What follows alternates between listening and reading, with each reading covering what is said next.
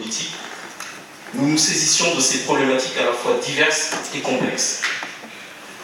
Je ne vais pas m'étendre plus longtemps que ça, puisque le débat sera, à mon sens, très riche en termes d'idées, de propositions.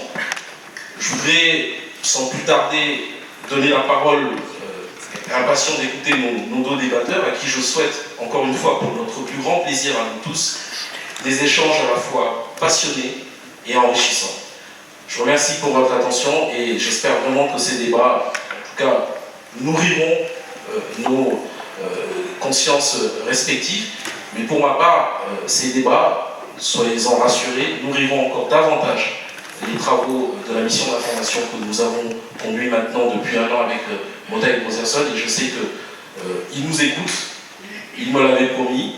Donc bon débat, bonne discussion avec, encore une fois, deux grands débatteurs que je salue encore très très chaleureusement. Je vous remercie.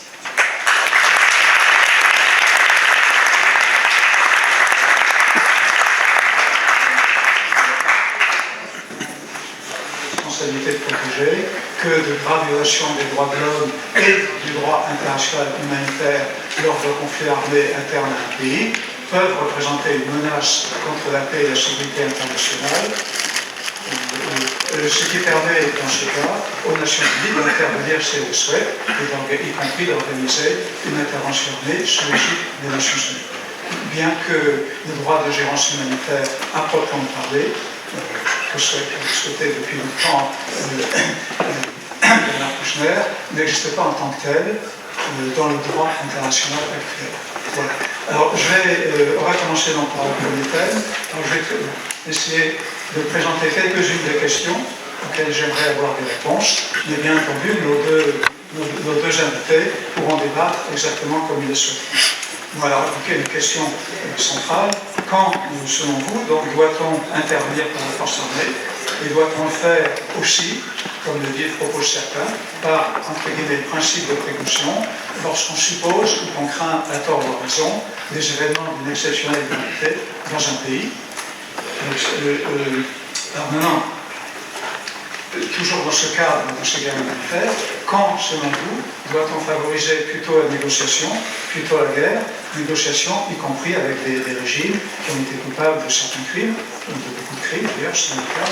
Donc, quand favoriser la guerre ou la négociation? La question, on peut se poser la question, par exemple, pour la guerre en Afghanistan, doit-on selon vous négocier ou non avec les talibans? Aurait-on dû commencer à le faire il y a longtemps? Et pour ce qui concerne la Syrie, a-t-on eu raison de favoriser plutôt la guerre plutôt que la négociation, en exigeant par exemple le départ préalable des principaux dirigeants du régime syrien, ou au contraire, les pays occidentaux auraient-ils dû intervenir par la force armée contre le régime syrien, y compris en dehors des Nations Unies? Donc ça, c'est une première grande question. Sur le fond, c'est une question de fond, quand doit-on non mener les interventions armées? La deuxième question qui concerne le droit international, la plupart, un très grand nombre des actions qui ont été menées par les pays occidentaux n'ont été soit en dehors, soit en désaccord avec le droit international tel qu'il existe à tort ou à raison aujourd'hui. C'est par exemple les interventions armées qui ont lieu en Syrie, donc sous forme d'aide militaire aux insurgés, ou les interventions directes qui ont lieu. Je ne dis pas du tout qu'elles n'étaient pas justifiées, chacun peut juger, mais du point de vue droit, on était en dehors du droit international tel qu'il existe. Et dans d'autres cas, elles ont été menées de manière, disons, très discutable au regard des résolutions du Conseil de sécurité qu'ils avaient soit envisagées, mais non explicitement autorisées, soit autorisées, mais avec certaines conditions. Donc voilà. Donc la question est la suivante. Est-ce qu'il faut, selon vous, est-ce qu'on doit, selon vous, passer outre au droit international dans certains cas pour raisons humanitaires? Et éventuellement, comment, selon vous, faudrait-il modifier le droit? De quelle façon? Dans quel sens? Voilà. Donc je passe la parole, je crois qu'on va commencer, si vous voulez bien, par Bernard Kouchner. Donc l'idée, vous essayez de parler chacun 5-7 minutes. Chacun a trop de rôle, après vous échangerez. Mais vous êtes libre, vous pouvez vous organiser comme vous voulez. C'est une proposition. Merci, monsieur. Je dois vous dire que je suis un peu perplexe à vous écouter. faites les demandes et les réponses et vous pensez que ça serait mieux de ne pas faire la guerre. Nous pensons tous ça. Seulement voilà, il y a des guerres tout le temps. C'est embêtant. Pourtant, il y a un droit, en effet, international qui évolue. Parfois, certains, que l'on pourrait appeler les faiseurs de droit, tentent de le faire évoluer vers, non pas plus de guerre, mais moins de guerre, et peut-être même la prévention de guerre. Nous entrons là dans un domaine extrêmement riche et complexe, et qui, franchement, nécessiterait beaucoup de temps pour le développer. Alors, si j'ai bien compris, mais ça je m'inscris en faux également, si le droit d'intervention n'existe pas, c'est que vous avez mal lu les textes, Monsieur le Président. Il n'est pas accepté, hélas, et il n'est pas automatique, ça, loin d'être automatique, il est même parfois contre-productif. Mais il existe, en tout cas nous avons tenté, quelques-uns, dont des juristes, car personne ne sait qui dit le droit international. Est-ce les Nations Unies? Si ce sont les Nations Unies, alors il existe très fort. Si c'est le Conseil de sécurité, ça se discute, hein. Ou l'Assemblée générale, ou les professeurs patentés qui écrivent de bons rapports ou discours qui font évoluer ce droit, personne ne le sait. En tout cas, pour notre part, nous avons essayé, très simplement, d'intervenir non pas trop tard, comme c'est toujours le cas, car en réalité, malgré les efforts qui parfois sont couronnés de succès, mais en général, nous sommes alertés lorsque les massacres ont commencé. Même nous sommes alertés lorsque les massacres se sont poursuivis pendant très longtemps, et même parfois nous n'intervenons pas du tout, sinon l'indignation se fait jour. Et encore que ces temps-ci, il se passe de moins en moins jour. Donc, intervenir avant, c'est-à-dire être attentif aux tensions, être attentif à tous les éléments économiques qui président au grand fracas, être attentif aux oppositions religieuses, sociologiques, tout ce que vous voulez, ça pourrait prédisposer à une intervention plus précoce ou même avant les massacres. Ça n'a pratiquement jamais été... Il y a quelques exemples qui sont bons, c'est-à-dire qu'on a prévu un certain nombre de guerres, il y a quelques exemples qui... Enfin, c'est pas toujours l'humanitaire, je ne sais pas ce que vous voulez dire par l'humanitaire. D'abord, il faut qu'il y ait une opinion, il faut qu'il y ait des informations, il faut qu'il y ait un sursaut. Et puis, parfois, la mécanique humanitaire, c'est-à-dire l'intervention pour que les gens souffrent moins, pour qu'ils soient moins malades, que ce soit dans une guerre, dans un conflit, ou que ce soit dans des catastrophes dites naturelles. Tenez, je vous donne un exemple. Vous savez très bien, parce qu'il y a quelques années, il y a eu une lutte internationale contre le virus du Ebola, n'est-ce pas? Pas la guerre, mais enfin, beaucoup de morts. Et en ce moment, il y a une épidémie qui s'étend de la République démocratique du Congo, qu'on appelle démocratique, comme vous le savez.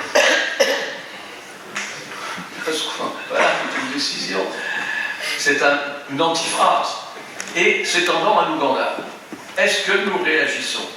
Les organisations qui dépendent des Nations Unies réagissent certes un peu, tentatives de vaccins, etc.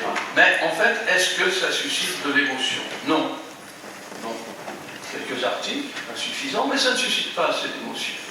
Il faudra attendre, malheureusement ça va se faire, que le foyer s'étende pour que des moyens soient donnés à des interventions plus directement humanitaires, de prévention pour les autres, de prévention pour que ceux qui ne sont pas affectés par le virus Ebola ne soient pas atteints. En ce qui concerne la Syrie, puisqu'on en a parlé, avant de savoir s'il faut parler à M. Bachar al-Assad ou pas, il faudrait savoir si nous nous sommes indignés devant le nombre effrayant de massacres. D'habitude, en France, on s'indignait. D'habitude, en France, les indignations prennent la forme de manifestations, de refus, etc. Il n'y a pas eu tout ça pour la Syrie. En tout cas, pas assez. Très peu. Donc, il y a ce qu'on appelle en langage onusien compassion fatigue. Pour des raisons qu'on peut analyser, mais c'est très long, bien entendu, nous sommes moins sensibles aux souffrances des autres. Et nous sommes moins sensibles à la mort des autres. Comme si, se rétrécissant, il y avait une menace sur les pays riches, en particulier sur l'Europe, et que, lié à l'immigration que nous n'avons pas non plus beaucoup secourue, et même souvent pas du tout, cette émigration nous menacerait et qu'elle serait signe de tout ce qui va nous menacer, pas seulement sur l'immigration, mais comme un cercle de pays pauvres qui menacerait les pays riches. Je caricature bien sûr, mais c'est un peu comme ça malheureusement. Donc, si la question est qu'il faut déclencher l'humanitaire, c'est qui ça l'humanitaire? L'humanitaire, il y a des associations privées, ONG, et puis il y a un certain nombre d'organisations des Nations Unies qui font souvent, des agences des Nations Unies qui font très bien qui font ce qu'ils peuvent, qui font en général très bien leur travail, et qui sont déclenchés par qui? Par les Nations Unies théoriquement, mais en fait il y a des gens à l'intérieur qui poussent à ce que le départ d'une mission se fasse le plus vite possible, une mission d'aide, d'assistance, etc. Alors, vous dites c'est mieux, bien sûr c'est mieux, enfin moi je ne peux pas dire le contraire, qu'on puisse faire la paix. Mais je vous rappelle, monsieur, qu'on fait la paix après la guerre, pas avant.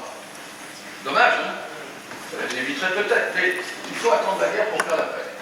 Alors après, il y a toutes les sortes de gens, il y a même des gens qui sont professionnels de ça, et plus on sera, comment dirais-je, pressant, et plus on sera talentueux, et plus il y aura une pression de l'opinion publique internationale, et mieux ce sera. Mais j'allais dire intrigue, c'est pas le mot, les influences, les interventions sont de plus en plus caricaturales. Si on prend la guerre de Syrie, puisque vous avez pris cet exemple, la guerre de Syrie est une guerre très complexe, avec des multi-alliances et des multi-ennemis, mais en tout cas, à un moment donné, il y a environ 2 ans et demi, sinon 3 ans, M. Bachar el-Assad n'était pas en bonne posture. Il perdait du terrain. Perdre du terrain, ça veut dire que des civils, des centaines de milliers de civils mouraient. Parce que faire la guerre, c'est taper sur les civils, c'est pas très nouveau. Mais c'est ça, majoritairement. Alors, il y a des attaques aériennes qui théoriquement sont ciblées, mais qui en réalité frappent extrêmement large, même si elles sont techniquement bien faites. Et donc, M. Bachar el-Assad était en mauvaise position, et M. Poutine est intervenu. Alors, je caricature encore une fois, on pourrait aller dans les détails, j'espère poser des questions à relire en tout cas. Eh bien, ça n'a servi à rien. Au contraire, ça a stabilisé le front, et maintenant, de quoi dépend, de qui, de quoi, mais de qui d'abord dépend une éventuelle négociation. Vous savez, il y a eu des tas d'envoyés des Nations Unies, très gentils et très valeureux, qui se sont retirés les uns après les autres parce que ça ne marchait pas. Parce que il y a eu même des réunions à Genève rien n'a fonctionné, et maintenant, malheureusement, tout est presque bloqué. Bon. Je pense que c'est M. Poutine qui détient la clé, mais pas seul, hein. Évidemment, il y a les Turcs, évidemment, il y a les Iraniens, évidemment, il y a Israël, évidemment, il y a les États-Unis. Mais les États-Unis se sont pratiquement retirés. Ils ont soutenu la guerre contre l'État islamique, ils ont donc soutenu les Kurdes pendant un moment donné. Ils ont, à mon avis, bien fait, mais ça n'a pas changé le sort de la guerre générale qui implique, je ne vais pas parler trop longtemps, mais qui implique au moins 6 intervenants, sinon plus. Alors il ne suffit pas de se dire, c'est bien d'être un expert, j'aime bien ça. Mais seulement les experts ils disent ce qu'il faut faire, mais ils ne le font jamais. Donc comment on fait pour déclencher la paix au Moyen-Orient autour de la Syrie? Je ne parle même pas du Moyen-Orient, ce qui sous-entend une complexité encore plus grande. Voilà. Si vous avez la recette, il faut évidemment nous la communiquer. Donc je n'ai pas répondu à ce qui n'était pas une question directe. Parce que si vous me dites directement est-ce que c'est mieux la paix, je vous dis oui. Sur le dos de combien de centaines de millions de personnes, je ne peux pas répondre. On Si vous permettez, je passe la parole. Oui, nous sommes fâchés. Oui. Merci de cette invitation. Merci au public d'avoir fait l'effort de venir écouter cette discussion. Nous sommes en effet relativement fâchés, enfin je vais pas prendre ce vocabulaire un peu puéril, mais en tout cas en désaccord sur beaucoup de choses. Donc je veux tout de même préciser que sur certains points, malgré tout, il y a une certaine proximité. Disons par exemple les positions qu'a prises Bernard Kouchner concernant les migrants et la critique qu'il a formulée contre la politique gouvernementale française. Personnellement, je m'y retrouve. Je trouve qu'il faudrait aller plus loin, mais pas nécessairement dans la critique, mais dans la proposition. Mais enfin, en tout cas, cette partie de la critique, je m'y retrouve. De même que l'idée selon laquelle les atrocités de masse ne peuvent pas rester comme une banalité devant laquelle on détourne la tête pour s'occuper d'autre chose, je la partage, et cela depuis longtemps. Donc au moins, y a-t-il un minimum de terrain commun qui permet que nous soyons ici à cette table, à cette tribune, pour en discuter. Ça, c'était une première remarque préliminaire. J'aurais une deuxième remarque préliminaire que j'adresserai à monsieur le député avant d'entrer dans le vif du sujet. Je serais vraiment ravi, en tant que citoyen intéressé par les questions internationales, que votre mission d'information élargisse, si c'est juridiquement possible, ces investigations aux conditions dans lesquelles la guerre de Libye a été déclenchée. Car les différents protagonistes qui ont partie prenante à cette guerre, je pense en particulier aux Américains et aux Anglais, ont mené des enquêtes extrêmement précises, poussées, au terme desquelles les raisons de cette guerre et les distorsions, voire les inventions propagandistes ont été mises à plat, et ce qui a permis tout de même au public de comprendre ce qui se passait réellement. Ça n'a pas été le cas en France, et je trouve qu'une affaire aussi grave que le déclenchement d'une guerre, avec des conséquences aussi dramatiques que celles qu'elle a entraînées, mériterait tout de même un petit peu d'attention de la part de l'Assemblée nationale, ce qui n'a jamais été le cas jusqu'à présent. Alors voilà, je me permets de faire cette invitation. Monsieur le député, je sais que ce n'est pas nécessairement le cadre juridique de votre émission, mais enfin, ça ne coûte rien de le tenter. Le tome 2. Voilà, le tome 2. Alors, d'abord, un point qui m'a souvent amusé, intrigué chez Bernard Kouchner, c'est l'idée qu'il faut arriver avant les massacres. Mais si vous arrivez avant les massacres, comment savez-vous qu'il y a un massacre? Comment je pense ici. Ça, tu ne l'avais pas fait. Je pense ici. Voilà. Je pense ici à deux pensées, deux auteurs qui sont pour moi de référence. L'un est Alphonse Allais, l'autre est Raymond Aron. Alphonse Allais proposait de mettre les villes à la campagne parce que l'air est plus pur. Il y a là un paradoxe qui me semble renvoie à cette proposition. Raymond Aron, lui, d'une façon plus sérieuse, en raisonnant sur l'unique, faisait remarquer que la prévention d'une guerre ne peut pas être créditée à ceux qui l'ont prévue, puisque cette guerre n'existe pas. De la même façon que nous ne nous réjouissons pas tous les jours qu'il n'y ait pas de diphtérie ou de polio en célébrant les mérites de la médecine, parce que nous n'avons plus cela. Autrement dit, prévenir, c'est prendre le risque de se mettre dans une situation politique et juridique extrêmement périlleuse, à savoir attaquer un pays, comme par exemple Raymond Aron en parlait pour la France, attaquant la France et la Grande-Bretagne, attaquant éventuellement l'Allemagne en 1935 ou en 1936, et ne pouvons pas être crédités d'avoir terminé Auschwitz ou d'avoir empêché un génocide, puisque celui-ci n'était pas entièrement accompli. Il y a là une contradiction logique qui est, à mon avis, une impasse politique, qui soit est prise au sérieux et nous amène à être plus vigilants sur ce qui se passe, soit ne l'est pas et amène à entamer des guerres, des conflits un peu partout dans le monde, sans avoir aucune certitude quant à leur bien fondé et aux objectifs que l'on peut poursuivre. Donc il me semble, pardonne-moi mon cher Bernard, qu'il y a quelque chose de démagogique dans l'idée de dire qu'il faut arriver avant, comme si par exemple on avait à faire une épidémie de rougeole et un vaccin qui permettrait effectivement de prévenir cela. Mais oui, en effet, mais sur la rougeole, on peut en effet intervenir. Sur l'idée qu'on peut prévenir les massacres.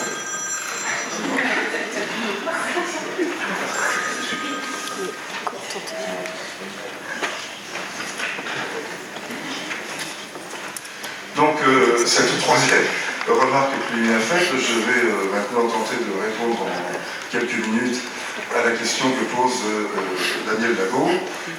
Les deux questions, quand va-t-on intervenir par la force ou quand favoriser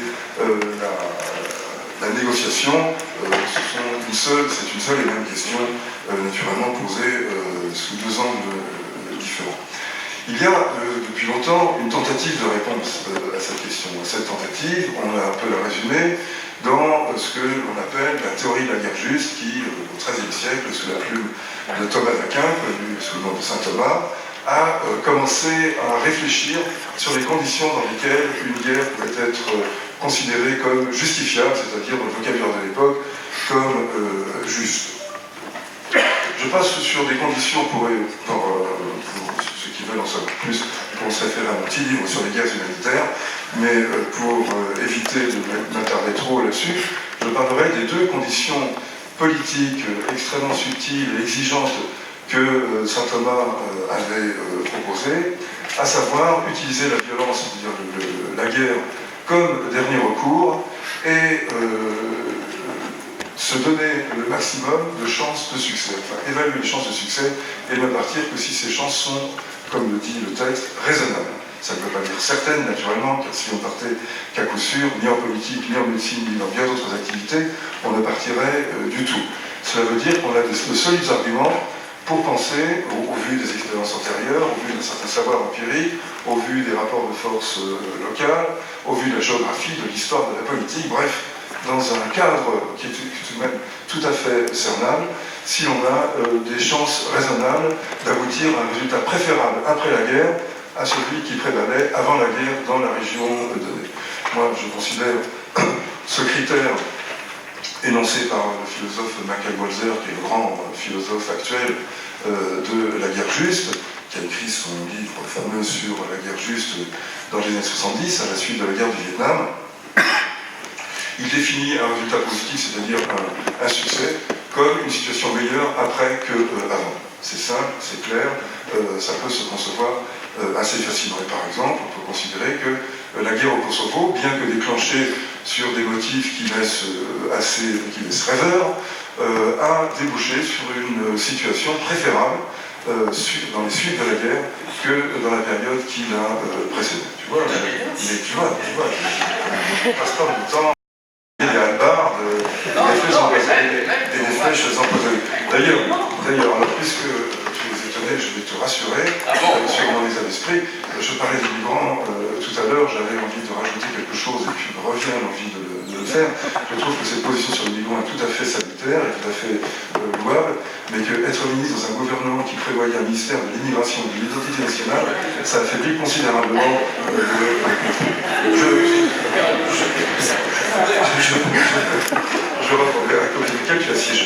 Je reprends mon propos pour constater que les guerres humanitaires que l'on peut dénombrer comme étant celle de Somalie, celle du Kosovo et celle de Libye, l'Irak étant, je crois, franchement à part, bien qu'il y ait une certaine dimension, c'est pas sur le plan rhétorique, naturellement sur le plan de la communication de guerre, dans la réalité politique ou la réalité matérielle. Mais ces trois guerres humanitaires étaient motivées par un sauvetage. Et c'est en cela qu'elles ont été considérées comme humanitaires par les médias, par un certain nombre d'observateurs, et par ceux qui les menaient également, qui utilisaient ce terme pour qualifier leur décision. Pourquoi pas? Dans les trois cas, il y avait certainement des problèmes. Il y avait une dictature en Libye, il y avait des violences de masse au Kosovo, nettement surévaluées du point de vue du monde. Je me rappelle avoir entendu parler de dizaines de milliers de morts, voire de centaines de milliers. Un moment de distraction peut-être. Et en Somalie, je te dis, mon cher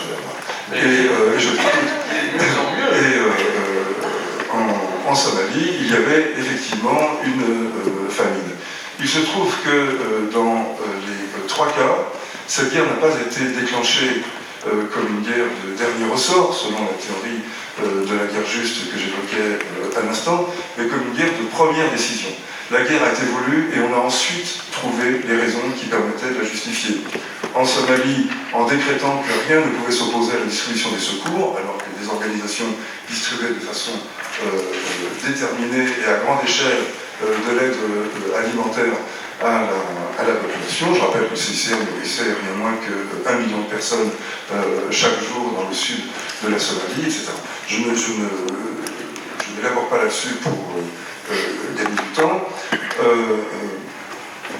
Au Kosovo, on a mis Milosevic dans une situation où il était impossible pratiquement d'accepter les conditions de la conférence de Rambouillet. Kissinger lui-même, qui n'est pas connu comme un pacifiste des plus ardents, a convenu que Milosevic ne pouvait pas accepter, Milosevic pour lequel je n'ai pas plus de 5 victoires, je crois que la chose est claire là-dessus, Milosevic ne pouvait pas accepter les conditions qui lui étaient imposées par la conférence de Rambouillet, et le thème du génocide actuellement en cours, le fameux plan fer à cheval que les services secrets allemands avaient inventé, peut-être dans la perspective de rejoindre l'OTAN, ça c'est une hypothèse a posteriori, mais en tout cas pour favoriser l'action de l'OTAN au Kosovo, ce plan fer à cheval n'existait pas plus que beurre en branche, et c'est dit rapidement, ça existait, mais c'était en 95, nous parlons de 99, et ça c'était en Bosnie, c'était pas au Kosovo.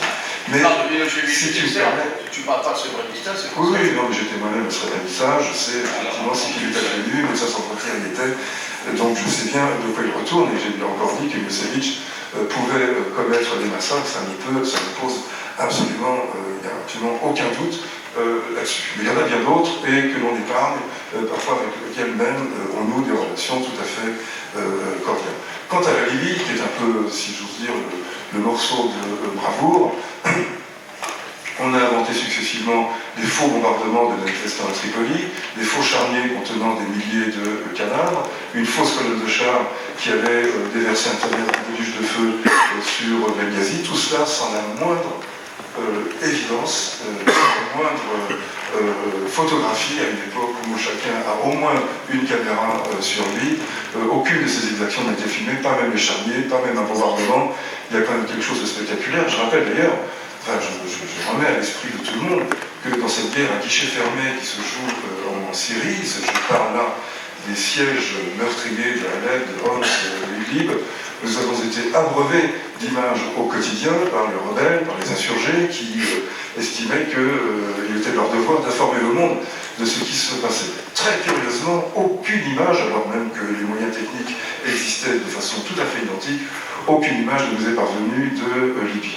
Alors je sais bien que la preuve de l'absence n'est pas l'absence de preuve, il n'en reste pas moins qu'il serait tout de même bon, et c'est la raison pour laquelle j'appelle M. le député à élargir le mandat de sa mission, il n'en reste pas moins qu'aujourd'hui, on sait bien qu'il n'y a jamais eu de bombardement à Tripoli. La Maison-Blanche en a même convenu sur son site quelques jours après qu'il n'y a jamais eu de charnier avec 6 000 morts, des enquêtes de mortalité rétrospective donc clairement établies. Quant à la colonne de chars qui filait sur Benghazi, personne ne l'a jamais vue, et je tiens de l'amiral qui commandait la flotte de Méditerranée que celle-ci n'a jamais existé.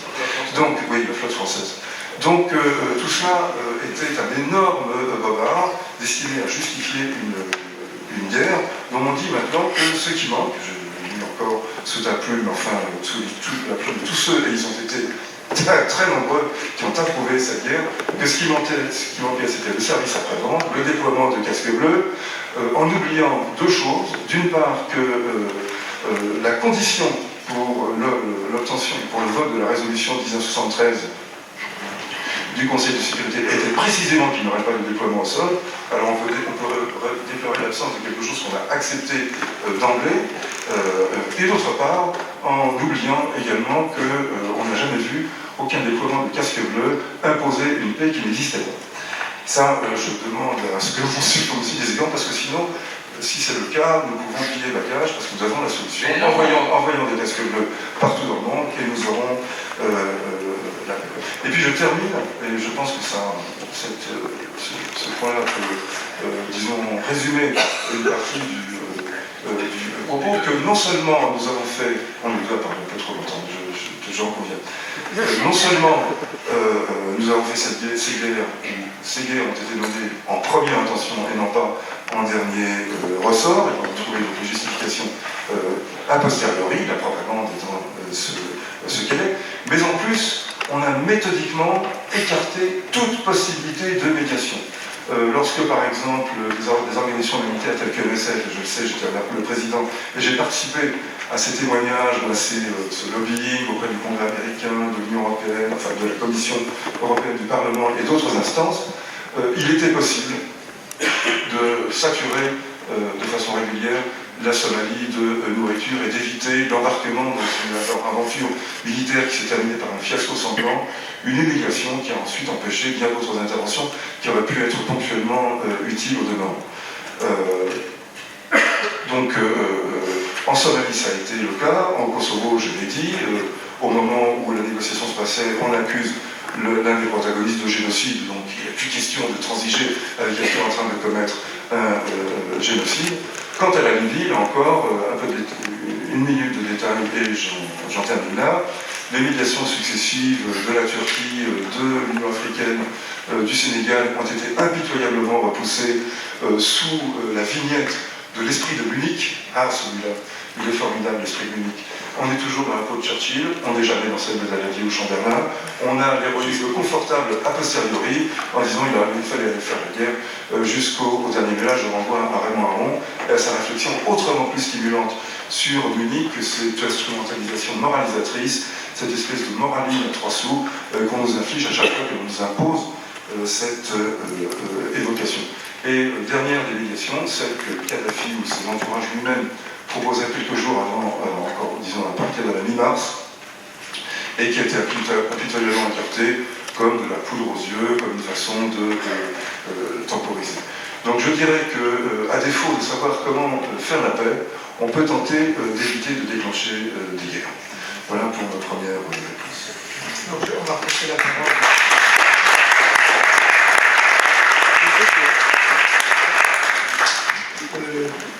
Je précise qu'en tant qu'organisateur, nous sommes totalement neutres dans ce débat. Et alors, à titre personnel, nous pouvons avoir nos opinions, mais nous sommes neutres. Donc, on va demander à M. Bernard Kouchner de réagir, et j'en profiterai pour poser 2 questions concrètes, pour voir quelles sont ses opinions. Est-ce qu'on aurait dû intervenir par la force pour protéger Rohingya en Roumanie? Pardon? Est-ce qu'on aurait dû intervenir? Je vais vous dire, monsieur, si vous arrêtez. Allez-y. Faire des choses un peu trop simples. Voilà, c'est compliqué la guerre de la paix. Ça fait des millénaires qu'on s'interroge sur le bien fondé de ces affrontements pourtant renouvelés éternellement. Là, nous avons, la France, d'ailleurs l'Union européenne, derrière nous, malgré quelques scories, une période de paix entre les nations. Les nations. Comme telles, dans les frontières, justes et reconnues, ou même injustes mais reconnues. Bon. Mais enfin, c'est quand même la coutume en gros.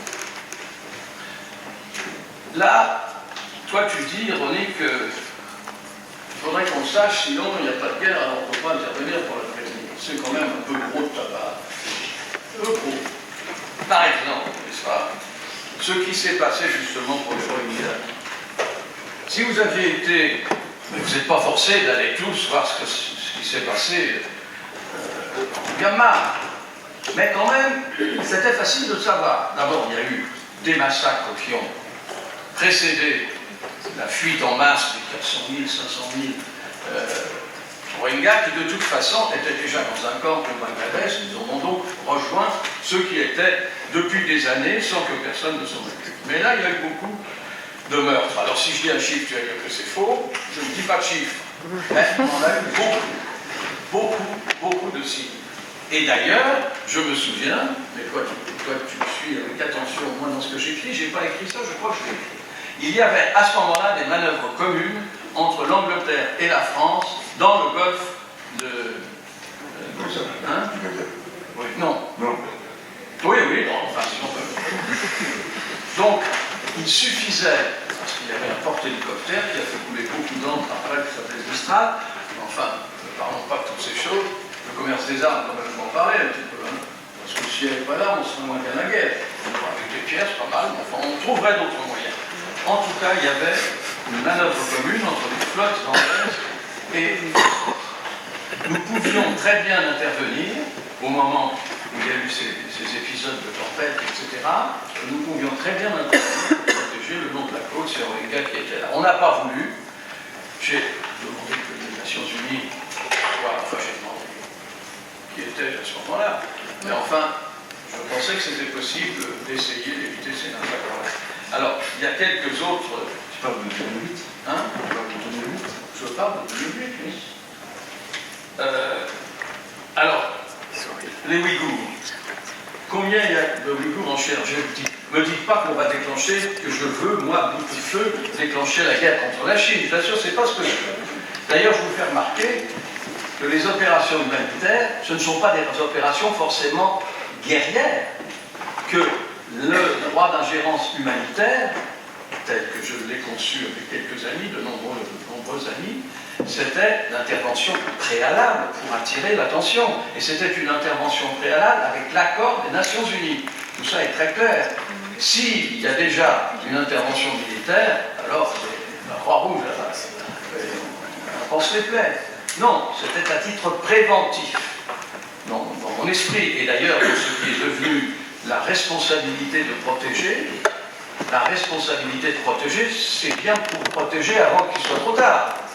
Donc ce qui a découlé du devoir d'ingérence, droit d'ingérence, puis responsabilité de protéger, c'était une entreprise rêveuse, c'est vrai, complètement utopique, j'en conviens. Mais oui, d'accord, mais s'il n'y avait pas d'utopie, il n'y aurait pas eu Médecins sans frontières, Pauline. Bon. Un peu dystopique, selon moi. Hein? Plutôt dystopique qu'utopique, en ce qui concerne. Je comprends pas. Si je comprends, c'est pour lui dire qu'il n'y a pas des mots comme ça, ça me choque. Bon, alors, tout ça, on s'arrête. Et tout ça, on sait toujours. C'est-à-dire que les Ouïghours, c'est dire qu'on ne peut pas faire grand-chose. Non, on ne fait rien. Donc, on ne peut pas faire grand-chose. En tout cas, on ne va pas s'en faire. Mais le Mali, peu de gens ont protesté contre l'ingérence absolue qui était d'aller bombarder les colonnes qui se dirigeaient vers Bamako. Et je pense qu'il faut s'en féliciter. À la demande du gouvernement malien, je pense. Ah, encore heureux, non? Ah non, c'est des violations, évidemment, et avec l'accord des Nations Unies. Évidemment, enfin, quand on fait une guerre sur son territoire... Si chaque fois qu'on passe une porte, on fait de l'ingérence, à ce moment-là, c'est ça ne veut plus rien c'est ça dire. qui serait bien. Ce qui serait bien, c'est qu'en effet, au moment où il y a un foyer de guerre, au moment où se tend la situation, en effet, que des gens humanitaires, pas forcément les guerriers, pas forcément les bombardiers français, puissent intervenir pour faire attirer l'attention, ce qui s'est passé avec justesse en Macédoine. La Macédoine est le seul pays des Balkans où on a envoyé à titre préventif, et je vous assure, je connais un tout petit peu le sentiment de ces gens, parce que c'est juste à côté du Kosovo, comme tu le sais. Et entre les, pas les Kosovars, puisque justement, enfin, entre les communautés qui étaient là, c'est-à-dire la communauté serbe et la communauté macédonienne d'autres origines, il n'y a pas eu de guerre. C'était à côté. C'était la vallée d'à côté. Et donc, quelques casques bleus sont, je crois qu'il y en a eu 800, pas grand-chose. Et la guerre n'a pas suivi. Si on veut parler du Kosovo, bien, au début, on a attendu un peu trop. On attend toujours un peu trop. Je suis désolé. On attend toujours trop. On attend d'être alerté par les scènes de massacre. Mais quand même, le Kosovo, même si l'assentiment des Nations Unies au Kosovo, à l'origine, au début, n'a pas été obtenu tout de suite, mais il a été obtenu après, il y a eu en effet une intervention militaire des Nations Unies, qui a abouti, je te remercie de l'avoir souligné, à quelque chose qui est quand même mieux que la guerre. D'accord, il faut faire un État. On ne va pas faire des micro-États partout. Mais, bon, c'est mieux que de se faire la guerre. Et je pense, je suis à peu près certain, même si ça va être long, qu'il y aura une négociation avec les Serbes, puisqu'il y en a eu avec les Croates, et qui sont rentrés dans l'Union européenne. Il n'y a aucune raison que les Serbes ne rentrent pas dans l'Union européenne, malgré les difficultés qu'on connaît maintenant. Je ne suis pas en train de dire qu'il faut réélargir, ce n'est pas ça. Je dis qu'après la Serbie, le protagoniste majeur, c'est-à-dire, après, je vais dire, la Croatie, le protagoniste majeur de la Serbie, rentrera, j'imagine, dans l'Union européenne et le Kosovo aussi. Excusez-moi, on élargit ou on n'élargit pas? Bah, attends, chérie, tu verras bien, toi t'es expert. Toi. Moi je te le dis, on aura un jour. Il rentre et on élargit pas. Eh ben on les rentrerons. Et donc on élargit. Eh ben oui. Ah, C'est juste pour... on moi, va je... pas élargir le logique. Non, un peu trop logique. Tu es un peu trop vindicatif sur les, comment dirais-je, sur Les détails. Pas complètement, j'ai pas dit les Tout est détails. dans les détails. C'est trop facile pour se dire là-dessus. Hein. Alors, bien sûr, il y aura ce rétablissement, cet équilibre entre la Serbie qui rentrera, et d'ailleurs il se parle, bien entendu, le Kosovo et la Serbie, avec des hauts et des bas. Si on n'avait pas mis le Serbe de l'autre côté de la place de la Parole, dans le discours de Macron qu'il a fait sous l'Arc de Triomphe, vous avez peut-être vu qu'il y avait un très beau garçon qui était derrière le premier rang, qui était Hachim Sachi, et que le Serbe était de l'autre côté. Et dit ça, c'est vraiment une belle commande. Enfin bon, c'est comme ça. Donc il y aura ça, oui. Et le Kosovo, c'est mieux quand il y a la paix. C'est parfait. Il faut des années et des années, c'est-à-dire plusieurs générations, pour que les choses rentrent un peu dans l'agrément, dans l'habitude, dans l'acceptation en tout cas. Donc on peut savoir, bien entendu, entre les Dogons et les Peuls en ce moment, qu'est-ce qu'on peut faire? Parce qu'on va être surpris plusieurs fois, je vous préviens. Hein? Alors on va dire, on ne savait pas. Tiens, on sait. Et nous sommes au Mali. Est-ce qu'on peut élargir le cercle? C'est dur, hein? Je n'ai pas de réponse à ça. Mais nous sommes au Mali et nous voyons descendre à partir du Sahel les rebelles jusque dans la région de Bamako et plus loin. Qu'est-ce qu'on fait? Et là, on a vu entre deux communautés majeures, les Dogons et les Peuls, des attaques meurtrières à un point, enfin il y a 100 morts à chaque fois, ou 80, je ne sais rien. Bon, donc il y a des tas de choses à faire. Je ne dis pas que là, on doit envoyer l'armée pour séparer les Dogons et les Peuls, ça me paraît un peu difficile, mais que l'attention mondiale, que l'attention internationale, en tout cas par les Nations Unies, se tourne vers ces régions-là, je pense que c'est nécessaire, et on saurait, on dit très bien, les endroits qui sont dangereux. Mais il y en a d'autres, bien entendu. Bon, tu parles et tu as raison de parler de la Libye, mais tu as eu au passage l'occasion de souligner qu'en effet le service après-vente n'était pas prévu. Moi j'étais plutôt pour, et je pense qu'en France il n'y avait pas beaucoup de gens qui étaient vraiment contre, l'opposition tout comme n'était pas à ce moment-là, parce que tu dis qu'il n'y avait pas de mais il y avait une colonne de chars. Tu dis que tu ne l'as jamais vu, mais excuse-moi, je n'ai pas de photos. Ah oui, c'est dommage. Non, personne n'en a. Si, tout le monde en a. Une colonne de véhicules, avec des gens en uniforme dépareillés, et puis des sacs de grains. Je ne dis pas qu'il avait un uniforme impeccable, je dis qu'il y avait une colonne de chars. Et la colonne de chars, c'était celle qui allait bombarder Benghazi. Qu'on empêche la colonne de chars de bombarder Benghazi, ça m'avait semblé juste, avec l'assentiment du Conseil de sécurité, que nous avons dépassé, oui, monsieur, oui, c'était pas écrit qu'il fallait tuer Kadhafi, mais enfin, je crois Par distraction, le fait. moi, je crois pas qu'on l'ait vraiment répété. Ah oui. Non, ah oui, il est mort tout seul. Non, il est mort dans une colonne de véhicules qui fuyait le site. Non, il était dans son tunnel, qu'est-ce que tu racontes? Il était dans son tunnel, il est mort, Il a été capturé, la nation une colonne de véhicules civils qui fuyaient, donc techniquement c'est un crime de guerre. Il a survécu effectivement à cette attaque. Là, il a été capturé par des rebelles au sein desquels se trouvaient des forces spéciales françaises. C'est tout à fait établi. Il a été capturé par des rebelles, car il y avait beaucoup de rebelles. Il a été abattu. Il a été abattu parce qu'une colonne aérienne a attaqué la colonne de... Il a été tué et abattu par les rebelles qui ont entendu avec son fil. Donc, je n'approuve pas ce geste, mais je sais que ce n'est pas la France qui l'a déclenché. Hein? On peut croire, on ne peut pas croire, mais si vous avez quant à la colonne de chars, on dit, demande aux Américains, ils déploieront un film sur la colonne de chars. Mais ils ne l'ont pas fait en tout cas. Non, mais ils ne l'ont pas fait parce que Ils l'ont pas fait. j'ai jamais entendu dire. Obama parle de cette affaire comme le plus grand échec de ces deux mandats successifs. Obama. Écoutez, là il s'agit d'une question technique. Obama, en général, il parle de ses échecs, surtout à ce propos, comme ses échecs personnels, hein, parce qu'on peut parler de ce qui s'est passé sur la Syrie, aussi avec Obama. Enfin, on en parlait de... D'accord. Bon. Alors, premièrement, donc, on sait d'avance où sont les foyers de tension. Et on pourrait, c'est pas une intervention militaire préventive que je veux. C'est pas une intervention militaire préventive.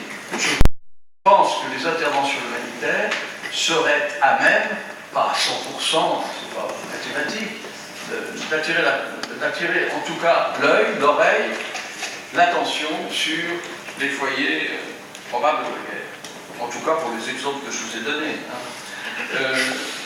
Alors maintenant, oui, le Kosovo, je pense que tu dis, enfin, quand même, c'est vrai, ça fait partie. Ça, c'est impossible, oui, non, mais je suis bien d'accord. Tu te rends compte quand il y a eu un génocide. Quand même, il y a eu un génocide manifeste, là, un par un. Bon. Deuxième chose, troisième chose. Où est-ce qu'il y a eu un génocide, pardon? Où est-ce qu'il y a eu un génocide? C'est pas dit ça. Ah bon?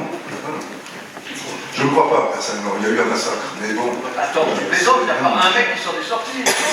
Non, il était parti avant. Non, si tu nies, alors là tu me fais de la peine. Si tu nies, tu le penses vraiment? Il n'y a pas eu de génocide à Srebrenica? Il y a eu un massacre de 8000 hommes entre 15 et 50 ans. Les vieux, les jeunes et les femmes ont été épargnés. Non, moi, non, pas été épargnés. Ici, dans cette salle, il y avait une colonne de vieux qui sont partis avant, et ceux-là n'ont pas été tous tués. Les femmes, les enfants et les vieux. Excusez-moi, je pense qu'il faut qu'on passe à la deuxième partie maintenant.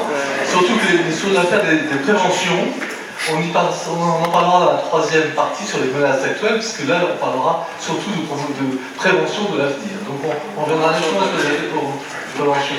Pour la discussion de la salle, on fera une discussion globale à la fin des trois parties. Vous avez reçu des petits bouts de papier pour marquer votre question, qui seront collectés au début de la troisième partie pour qu'on ait le temps de les lire et les trier. Donc si vous pouvez écrire et être prêt à les donner au début dans environ une petite demi-heure, un peu moins, ce serait très bien. Voilà. Bon, écoutez, on va passer donc au... D'abord, je voudrais remercier très vivement nos deux invités pour une discussion qui a été riche et intéressante. Qu'on soit d'accord ou non sur tel ou tel point, avec l'un des deux, ou l'autre, etc. Donc, je précise, parce que j'ai peut-être dit quelque chose qui n'était pas clair au début, je n'étais pas du tout contre les droits d'ingérence militaire, en particulier quand les Européens interviennent pour la pédale humanitaire. J'ai simplement qu'aujourd'hui, à tort ou à raison, au niveau des Nations Unies, il n'y a pas de droit d'ingérence militaire en tant que tel, de la part soit d'un État, soit de la part des Nations Unies. Mais ça ne veut pas du tout dire que je désapprouve tout ce qui est fait au niveau de droit. Voté par l'Assemblée générale et par le Conseil de sécurité. La responsabilité de protéger, votée par les deux. Alors, qu'est-ce que vous voulez, s'il n'y a pas de Nations Unies? Ah, mais si, ça on est bien d'accord.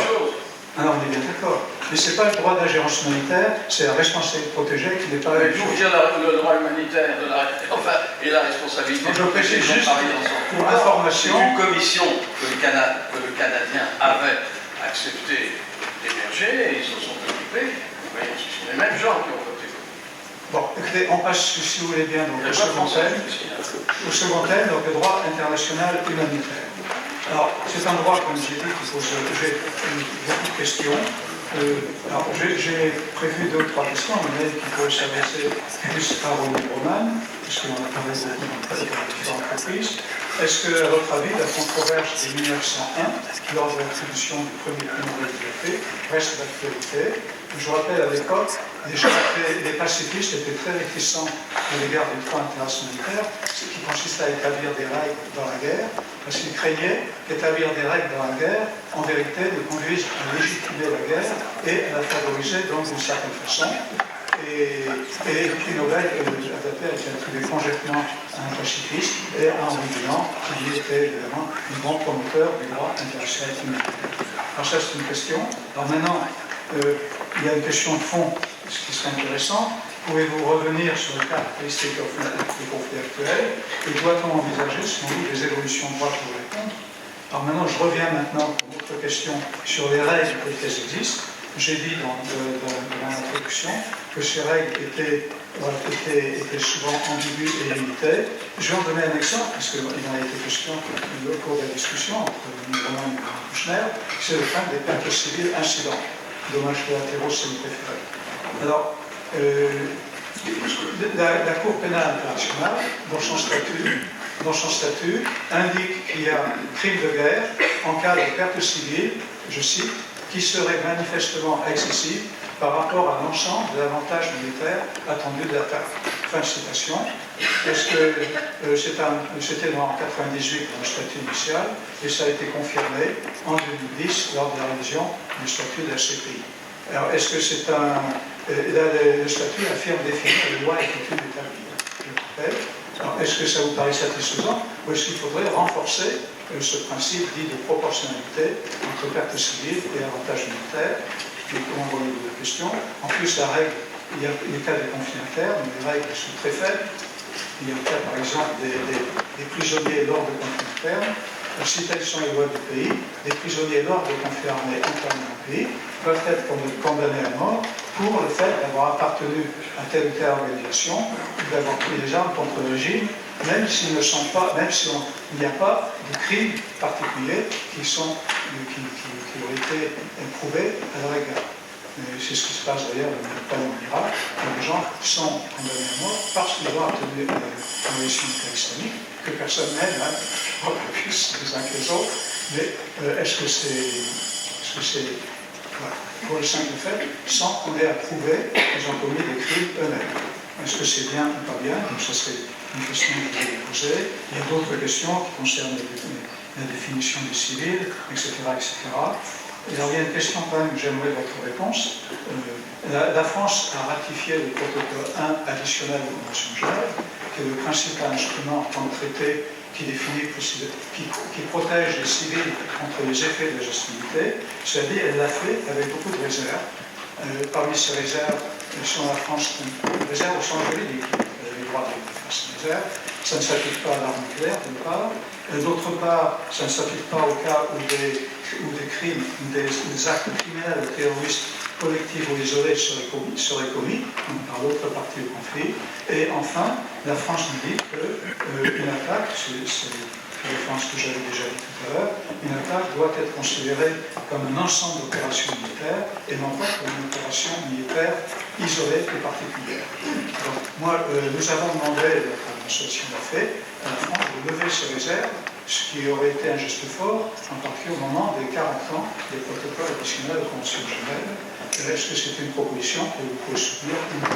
Voilà, je vous laisse la parole. Discuter encore. Allez-y comme vous voulez, vous êtes libre. Je vais entamer la réponse. D'abord, je ne crois pas que l'on soit en désaccord avec Bernard Kouchner. Nous sommes tous les deux médecins, avec des intérêts politiques certains, pas nécessairement tout convergents, mais en tout cas affirmés. Nous ne sommes pas juristes. Et nous sommes ni l'un ni l'autre, je crois pouvoir pour une fois parler en son nom, pour tenir des propos techniques juridiques. En tout cas, moi, je n'en entendrai pas dedans. Donc je vais rester concernant le droit humanitaire comme praticien humanitaire et comme un observateur des crises, des conflits dans l'histoire, mais certainement pas comme un juriste. C'est-à-dire que là, pour une fois, le détail juridique sera laissé de côté. Et je rebondis sur ce que vous venez de dire concernant le protocole 1 et l'arme nucléaire. N'oublions pas que les 5 membres du Conseil de sécurité, plus quelques autres, enfin les 5 membres du Conseil de sécurité qui sont la source du droit international, sont 5 puissances nucléaires, et que par définition, je dis bien par définition, par nature, par structure, enfin on peut employer les termes qu'on veut, l'arme nucléaire c'est la promesse du massacre des innocents. C'est sa raison d'être, c'est pour ça qu'elle a été créée, et c'est comme ça qu'il faut la comprendre. Comment signer un protocole humanitaire quand on est détenteur de l'arme nucléaire, c'est-à-dire qu'on affirme sérieusement qu'on est capable d'envoyer sur des zones extrêmement peuplées, densément occupées, des armes qui vont tout détruire, les hommes et les biens dans un même mouvement. Ou parfois d'ailleurs avec des raffinements qui laissent songeurs, uniquement les hommes, mais pas les biens. C'est le principe de la bombe à neutrons. Et ça, c'est déjà une façon de faire plus économique, si l'on veut. Mais j'en viens à ce que, disons, vous avez mis sous la vignette, sous les auspices de la promotion du droit humanitaire. Moi, j'ai, disons, deux positions qui se contestent, enfin, qui sont légèrement en opposition l'une avec l'autre. D'une part, en tant que membre actif de MSF, en tant que praticien de l'aide humanitaire, je pense que les conventions de Genève dans les situations de guerre nous aident à établir, dans un certain nombre de cas, des cadres de discussion avec les autorités qui nous sont utiles et qui permettent de donner un statut aux acteurs humanitaires sur le terrain, car nous ne sommes pas des terrains vagues, nous ne sommes pas libres de nos mouvements, nous agissons sous l'égide d'une autorité, même s'il est indirect, et c'est avec cette autorité que nous traitons. Par conséquent, le cadre du droit international humanitaire nous est utile dans ce domaine. En revanche, je préférerais me faire crucifier plutôt que d'aller faire la promotion du droit humanitaire, parce que pour moi, et là je rejoins la controverse de 1901, faire la promotion du droit humanitaire, c'est faire la promotion de la guerre propre. C'est-à-dire affirmer que l'on croit à ce que certains appellent la guerre propre. Car, je le rappelle, le droit humanitaire est fondé sur deux piliers essentiels, disons, de l'ordre philosophique. L'un, la distinction entre civils et combattants, qui induit le droit de considérer les combattants comme de la chair à canon, si bien que, par exemple, on a vu apparaître dans les années 90, lorsque une sorte de poussée juridique et punitive a saisi un certain nombre d'organisations militaires ou d'observateurs, on a vu des gens, par ailleurs très bien, vanter les mérites de la guerre de 14 au motif que celle-ci avait respecté la distinction entre civils et combattants. Juste 1 million de morts civils, excusez du peu, 9 millions de morts en uniforme, cela plus le double de mutilés, tout cela sont passés par pertes et profits. Autrement dit, les humanitaires ont en quelque sorte endossé, avec 70 ans ou 80 ans de décalage, ont endossé le costume de la propagande de guerre ou des pires bellicistes, pour qui finalement l'ensemble de la jeunesse européenne pouvait être transformé en chair à canon, et cela sous les auspices du droit, transformé en une sorte de bien ultime. Cette espèce de métamorphose d'une personne humaine entre être humain digne de protection et sujet de tir légitime, bref, fourniture, disons, de char à canon, dont on se souvient de l'usage dans la guerre de 14, avec ses conséquences que ça peut avoir, ça montre pour le moins une distraction, voire une amnésie absolument coupable à mes yeux. Depuis lors, il nous faut faire 1 minute d'histoire, pas plus de tout de même. Depuis lors, il est de bon ton, et cela surtout depuis la fin de la guerre froide, de déplorer l'affaiblissement du droit humanitaire, l'affaiblissement de la distinction entre civils et combattants, la transformation de la nature des guerres par leur émiettement, leur fragmentation, etc. Tout cela me semble éminemment discutable, ça demanderait un autre colloque, une autre heure en tout cas de discussion. Je n'entre pas dans le débat directement, mais je tiens à dire que ça me paraît historiquement, matériellement extrêmement discutable. Quant à dire que la distinction civile-combattant, pour ne prendre que cet exemple-là, et la question du non-respect du droit humanitaire, je rappelle d'une part que le droit humanitaire, lorsqu'il a été créé, ne s'appliquait pas aux sauvages, il s'appliquait qu'aux nations civilisées. Naturellement, je mets des guillemets à cela, mais les barbares qui sont saisis par leur pulsion animale, sous-entendu donc les sujets des empires coloniaux, eux n'étaient pas concernés par le droit humanitaire qui ne concernait que les civilisés qui, eux, s'affrontaient entre des armées réglées, entre nations, etc. Donc c'est dire que tout ça doit être historicisé aussi, doit être recontextualisé. Enfin, je rappelle qu'à Madagascar, au Cameroun, en Algérie, en Indochine, on a massacré par dizaines de milliers, on a torturé, on a abaissé, humilié, civils, combattants, des gens qui étaient entre les deux, et qu'il y a quelque chose, comment dire, d'un peu déconcertant à avoir la bonne conscience avec laquelle nous entendons à nouveau dicter, cette fois-ci pour le meilleur de l'humanité, nos critères, nos standards, nos façons de faire, nos façons de voir, à supposer que d'ailleurs ce possessif nous représente vraiment quelque chose. Personnellement, je ne m'y reconnais pas du tout.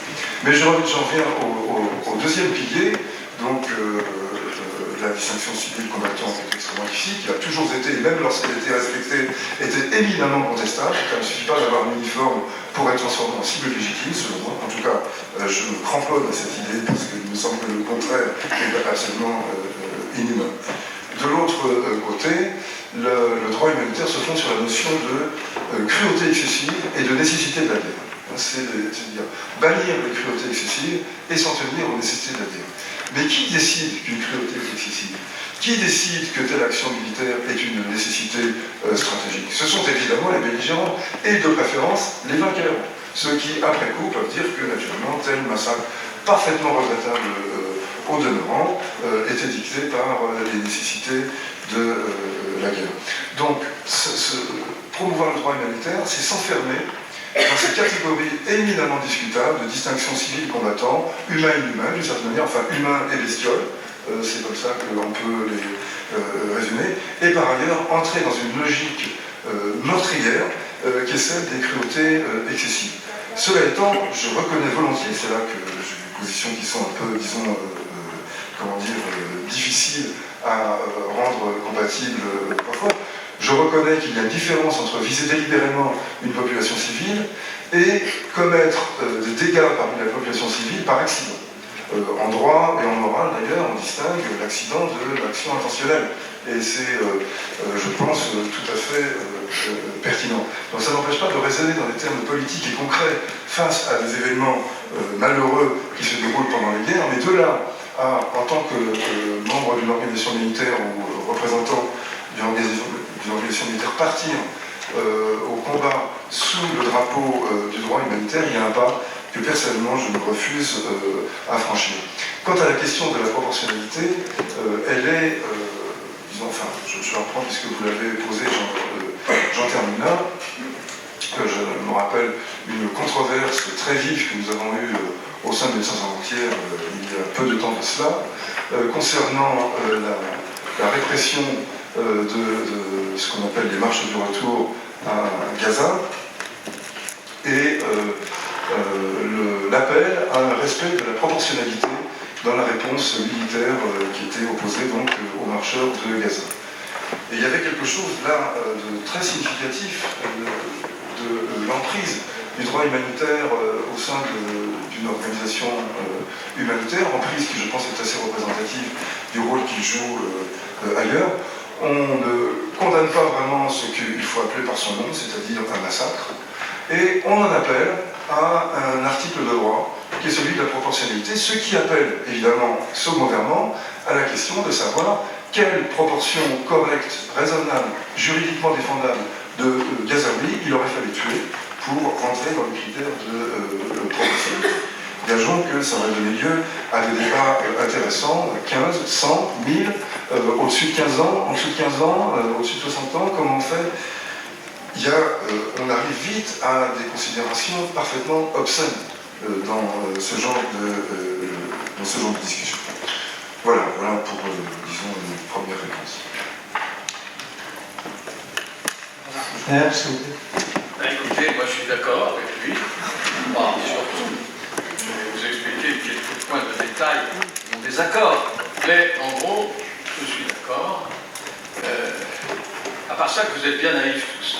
Vous pensez que ça va s'arranger comme ça, que c'est les méchants qui font la guerre et puis qu'il y a des gentils qui trinquent.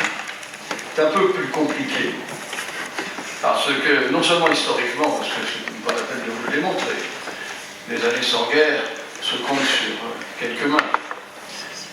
Le reste, sans que ça prenne des proportions, on y a cité des exemples qui sont vraiment très péniblement disproportionnés, bien sûr. Mais vous croyez quoi? Qu'on va tous s'inscrire à une organisation humanitaire et puis que ça va aller mieux? Je ne suis pas sûr. D'abord, il y a des conflits à l'intérieur des organisations humanitaires qui ne sont pas piqués des verres. Mais enfin, j'en ai entendu parler, c'est tout ce que je dis.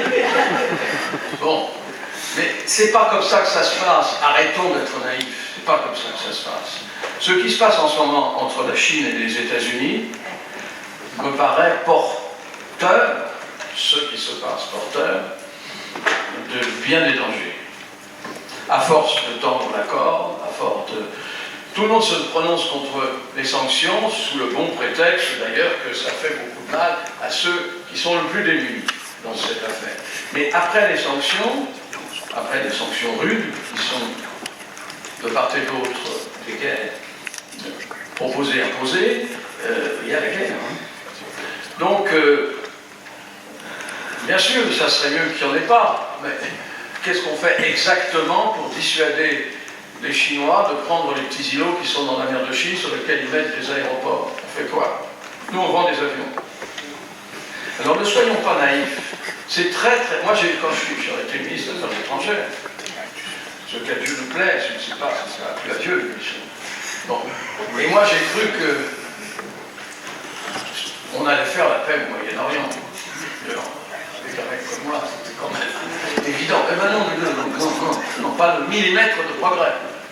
À un moment donné, au Liban, on a pu croire que ça allait un tout petit peu s'arranger parce qu'on les avait mis tous ensemble, ils étaient venus, etc., etc., etc. Ce qui d'ailleurs s'est passé pour la Libye à ce moment-là. C'est pas comme ça. Alors vous dites qu'il y a des intérêts économiques, sans aucun doute. Sans aucun doute. Qu'il y a des ventes qui ne se feraient pas, qu'il y a des marchés qui ne seraient pas passés. Bien sûr que oui. Mais c'est pas seulement ça. Il y a cette propension assez vieille à affronter son voisin qui justement a fait dans l'Union européenne quelque chose de très nouveau dans l'histoire. Et ce qui fait que les 60 ans passés, nous n'avons pas eu de guerre. Il y a eu des conflits, mais et puis il y a eu les Balkans. Mais ce n'était pas entre ceux qui avaient signé. Donc ça, c'était un progrès exceptionnel, très important, qu'il ne faut pas oublier au moment où ça s'efface. Ce n'est pas qu'on en soit exactement à la confrontation de deux membres de l'Union européenne, ou anciens membres de l'Union européenne, mais vous savez ce qui se passe en Irlande, entre l'Irlande et l'Angleterre en ce moment, c'est comme ça aussi que ça avait commencé, mais ça s'était prolongé. Donc, bien sûr, tout le monde est pour. Je ne connais pas beaucoup de gens qui sont pour la guerre. Pourquoi pas? Il y a les militaires, ils ne sont pas forcément pour la guerre. Pas du tout. Ils sont là théoriquement et ils le font. Les civils, enfin les appels à la guerre, c'est des civils. D'un certain Bernard Kouchner, d'un certain Bernard-Henri Lévy, d'un certain André Glucksmann, d'un certain... Et alors qu'il y a contre ça, il y a un certain Rodrigue Roman, est toujours le même, mais qu'est-ce que t'as? Heureusement qu'on est là pour que tu t'opposes, quoi. Enfin, c'est pas vrai, ça. C'est pas vrai. Il y a quand même... C'est les civils qui déclenchent les guerres. Oui, les civils et les militaires. Ce qu'on a fait au Mali, c'est une guerre. Est-ce qu'on a eu tort? Non. Ce qu'on a fait, j'ai pas pris l'exemple de la République centrafricaine. Ils s'assassinèrent. Est-ce que nous aurions dû rester quoi? Est-ce que c'était bien d'essayer de les séparer? Est-ce que ça a une chance? On a une chance de les séparer? Pas beaucoup. Est-ce qu'il fallait arrêter? Non. Est-ce qu'il fallait le faire mieux? Sûrement. Mais la recette n'existe pas. Il fallait, comme d'habitude, on demande au Conseil de sécurité, qui finalement accepte, tout de suite ou après, et on a l'assentiment international que c'est mieux de séparer les combattants. C'est ce qui s'est passé en République centrafricaine. Ça n'a pas marché. Bon, alors, on dit, il ne fallait pas le faire. Toi, tu vas... Si, ce qu'a fait l'armée française en République centrafricaine a été utile là où elle l'a fait, pendant la période où elle l'a fait. Mais n'appelle pas ça séparer les combattants, c'est pas vrai. Alors on ne peut pas, puisqu'on ne peut pas, ne dis pas qu'il l'a fait. Non, je ne dis pas qu'il l'a fait, je dis qu'il a essayé de le faire, et que c'est très difficile parce qu'il n'y a pas de recette. Où il aurait fallu avoir beaucoup plus de force, comme on était au Mali en même temps, etc., et que la France ne peut pas tout faire, il fallait appeler à l'aide. Nous avons appelé, il y a beaucoup de gens des Nations Unies qui sont là. Ils n'ont pas tous envie de mourir pour la République centrafricaine, donc à nous, c'est pas facile. Il y a aussi des forces de nos alliés, et il y en a très peu. Au Mali, il y a très peu. Et au Mali, on voit descendre, comment dirais-je, l'adversaire. Plus que qu'est-ce qu'il faut faire? Rien. Non, tu ne peux pas dire il en fallait plus, etc. Il n'y a pas de recette pour faire ça. En gros, les Américains, qui quand même ont une force beaucoup plus importante que les nôtres, se sont plantés partout. Bon, alors il ne faut rien faire. Si c'est ça que vous concluez, je ne serai pas d'accord avec vous, mais je reconnais que ça a une certaine logique. Ça ne marche pas. Ça ne marche pas. Mais dire qu'il n'y a pas de aussi de s'éloigner de ça, ça ne marche pas non plus. Bon. Alors, premier point, qu'est-ce que tu as dit en ce moment? Parce que je t'ai écouté avec tellement d'attention. Ah bah voilà, c'est plus, je voulais pas. Mais quand tu dis. Non, mais. Quand tu dis pas contraint de moi, tu es embêté. Et moi, j'avais rien dit. Alors, oui, bien. Non, je ne sais pas ce qu'il y avait. Oui, non, il y avait. Oui, 1901, etc. Les adversaires, la proportionnalité. La proportionnalité, c'est un rêve ou quoi? Vous voulez qu'il y ait le même nombre d'armes atomiques de chaque côté? Et puis on ne les utiliserait pas, bien sûr, parce que l'autre peut les utiliser, mais c'était ça toute la dissuasion. Pour le moment, ça a plutôt marché, on n'a pas utilisé l'arme atomique, mais l'arme chimique, on l'a utilisée. Non, à Hiroshima. Ah oui, non, d'accord, mais ça, il n'y avait pas d'accord à ce moment-là. Il n'y avait pas d'accord, il y avait à gagner la guerre, je ne sais pas que c'est beau, mais il n'y avait pas d'accord sur l'utilisation de l'arme atomique. On n'a pas utilisé l'arme atomique. Mais je te l'ai dit, pardon, on l'a utilisé à Hiroshima et à Nagasaki. D'ailleurs, tu veux que je te dise, avec succès. Ben, ça dépend du point de vue. Tu le connais, non? Américain, oui. Du point de vue des alliés, oui. Bon, alors, vous êtes une acheté fort. C'est un autre débat, mais c'est très contesté. Hein. Mais non, c'est très contesté. Ce qui est contesté, c'est la guerre. Et vous en avez toujours. Ça, c'est embêtant. Je ne sais pas comment on conteste bien la guerre, mais ça ne marche pas. Non, cher Marcouche, si tu te sentais un peu concerné par cette question d'armes nucléaires, tu saurais que l'attaque sur Hiroshima, et plus encore celle de Nagasaki, fait l'objet d'un certain nombre d'analyses a posteriori, certes, c'est leur faiblesse, enfin en tout cas qui sont extrêmement critiques, et qui proposent des... Alors ne dis pas que c'est pas contesté. Très bien, mais oui, ça n'a pas existé. Je n'ai pas dit que ça n'avait pas existé. J'ai dit... Ah oui, c'était pas contesté, franchement. On va revenir au nucléaire dans le troisième thème. Alors, c'est quoi? Vous êtes trop calme. Essayons de continuer de conclure sur le second thème, d'analyser l'un et l'autre. Le thème de l'orientation. Moi, j'ai conclu, j'étais d'accord avec lui sur ce thème. C'est bon?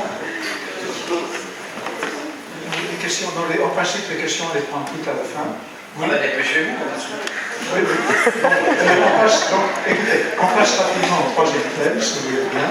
Et voilà. Et donc, je vais laisser la parole à mon collègue Jacques Dordet, qui va introduire ce troisième thème et qui va l'animer. Merci. D'accord. Je vous rappelle d'abord que vous avez de quoi poser des questions sur le papier.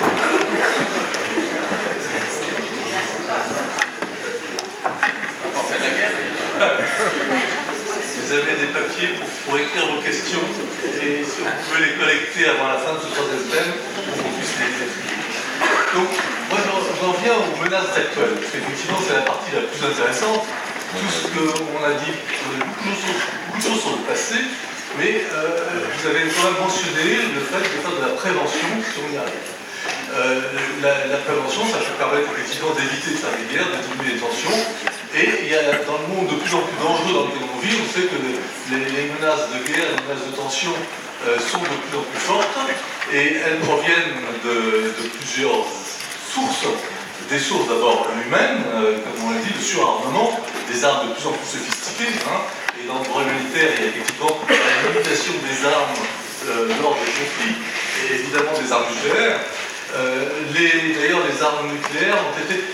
le traité d'interdiction qui a été voté il y a 2 ans aux Nations Unies est la conséquence de 3 conférences humanitaires, des conférences sur les conséquences d'explosions nucléaires du point de vue humanitaire qui ont conduit à vouloir les interdire. Et ça marchera ou pas, mais on verra. En tout cas, c'est important dans ce sens-là. Mais il y a un tas de nouvelles armes qui, effectivement, rebattent la donne un petit peu avec les nouvelles technologies, que ce soit le côté cyber, le côté drone. Je crois que Romain est sensible aussi à ça, à ce qu'on appelle les armes autonomes, les SALA.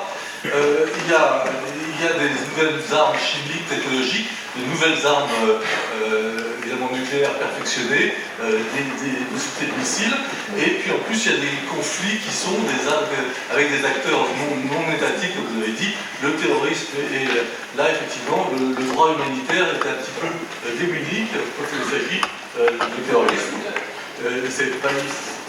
Donc il y a ces menaces de guerre, et puis il y a des menaces hors guerre qui créent des tensions. On sait bien que les menaces de changement climatique vont créer des migrations, vont créer des tensions. Dans le passé, on sait que le changement climatique a créé des guerres dans les siècles passés parce que ça a causé des famines et des tensions et des migrations. Donc il y a un certain nombre de menaces naturelles aussi, où l'action humanitaire peut intervenir pour diminuer les tensions, alors que les pays, disons, nantis se moquent un petit peu des conséquences sur certaines populations de changement climatique ou autres. Eh bien, on a peut-être besoin d'avoir recours aux actions humanitaires pour aussi attirer l'attention sur ces tensions dues à des menaces naturelles. On voit bien les problèmes de migration qui seront dus à ces menaces naturelles. Voilà. Donc j'aimerais bien mentionner l'Irlande du Nord, par exemple, aussi comme étant une menace pour l'explosion de l'Union européenne qui est notre garant, qui était notre garant pour la paix dans les 70 dernières années, en grande partie. Donc est-ce qu'on peut se tourner un petit peu vers l'avenir et voir dans quelle mesure les menaces actuelles, qui sont globalisées avec beaucoup plus d'acteurs que des États, et avec des nouvelles technologies qui pourraient tourner, et puis des conséquences de l'action humaine, est-ce qu'on peut essayer vous pouvez nous dire quelles sont, à votre avis, celles qui sont les plus prégnantes et les plus pressantes?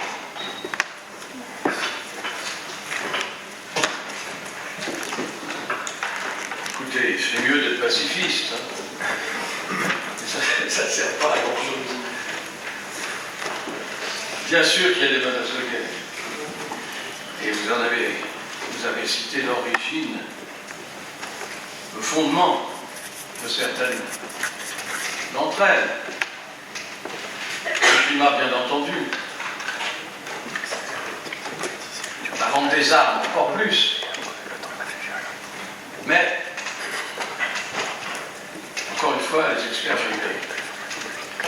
Seulement, qu'ils soient de gauche, de droite, du milieu ou d'ailleurs, on a toujours vendu des armes et on va continuer de le faire parce que, malgré mon opposition absolue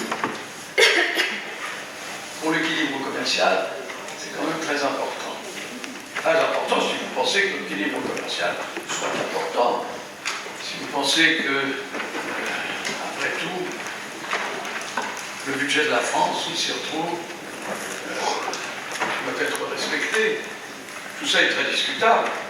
Mais la tradition pour la France, pour les pays européens en général d'ailleurs, parce qu'il n'y en a pas un qui ne tente pas de nous donner des pions, pour l'Angleterre en particulier, mais aussi pour l'Allemagne qui va s'y remettre, il se trouve qu'ils se sont aperçus d'ailleurs que les chars qu'utilisaient c'était la Syrie ou c'était l'Iran, ça n'a pas d'importance, ils sont pas des chars, mais ils ont été utilisés pour des motifs de guerre. En général, il serait naïf de dire qu'on vend des guerres pour des raisons défensives. Ça, il ne faut pas l'accepter, c'est pas du tout vrai, absolument pas. On vend des armes, on s'en sert. Voyons, mais c'est pas, on ne s'en sert pas de façon défensive. On s'en sert si on veut attaquer aussi. Alors, quels sont les dangers? Déjà, il y a un danger qui est manifeste parce qu'il se déroule tous les jours, c'est le Moyen-Orient. On n'a pas besoin de dire que c'est un danger, nous y sommes absolument tous emmêlés. Nous avons bombardé, nous avons été,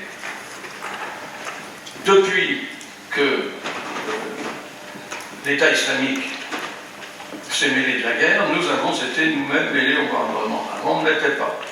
En tout cas, beaucoup moins que les Américains et l'alliance qui s'est nouée avec eux. Mais enfin, en gros, quand même, nous sommes tous concernés par ce qui se passe là et nous intervenons de façon uniquement défensive, uniquement offensive, les deux. Quand il y a 10 avions américains qui bombardent, il y en a un demi français qui le fait. Donc nous sommes en demi.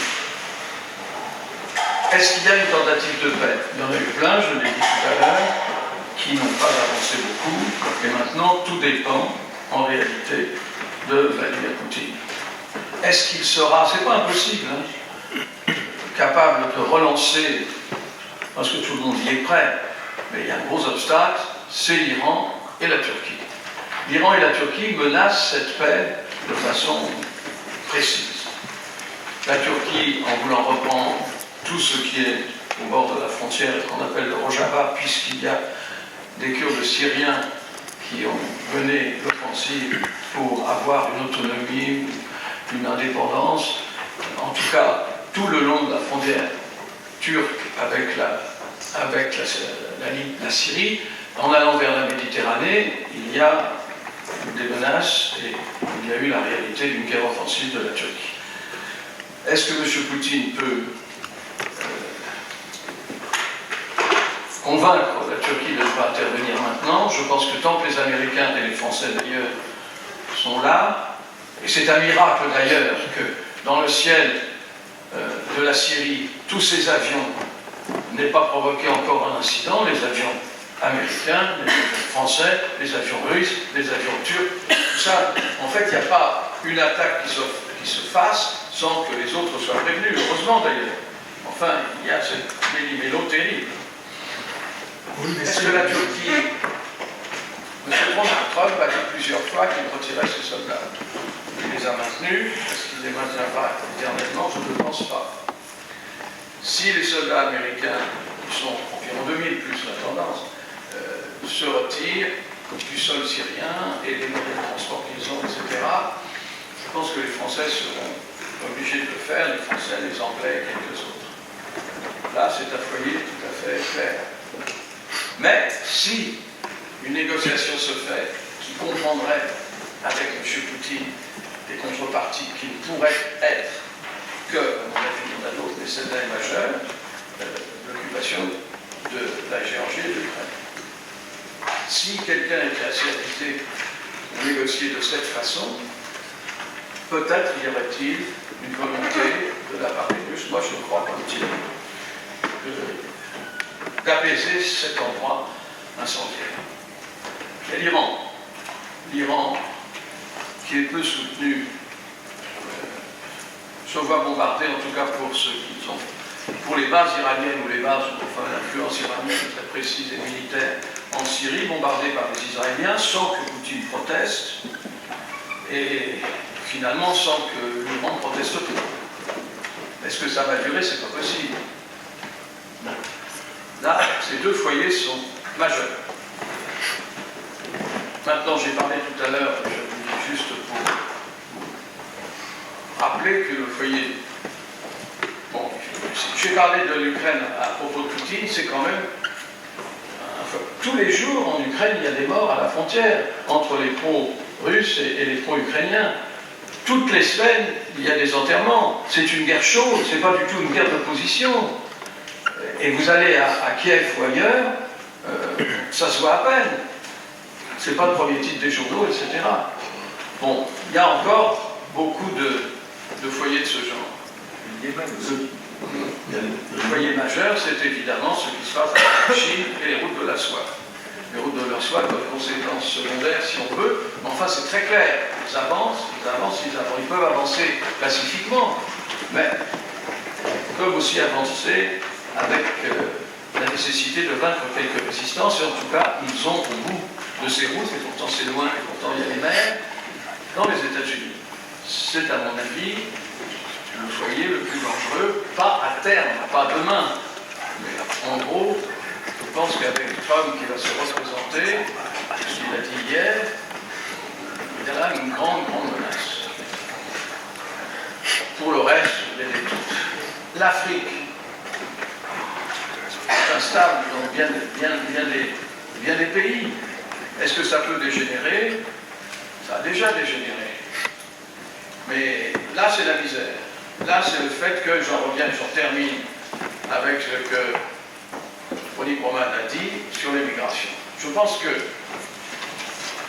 nous avons laissé passer, et c'était une belle erreur, une très grande faute, nous avons laissé se noyer dans la mer qui nous regarde, qui nous borde, là où les petits-enfants français font des pâtés de sable, nous avons laissé mourir les migrants en Méditerranée.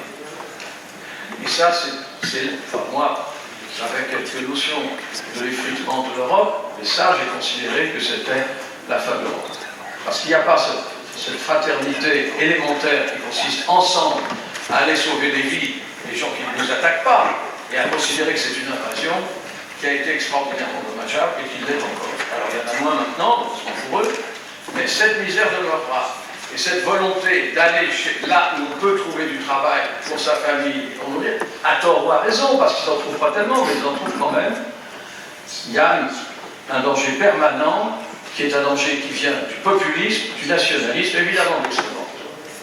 Parce que pour eux, c'est vraiment l'étalon de notre volonté d'être, sinon européen, puisqu'on n'arrive pas à s'entendre, au moins d'avoir un sursaut national qui pourrait nous faire accepter de négocier. On parle de quotas, j'ai jamais compris pourquoi les quotas, c'était pas un mot de gauche, ça me fout, c'est beaucoup mieux si on le sait, et si on le propose, et s'il y en a qui viennent avec la certitude d'être dans un certain emploi pris en compte.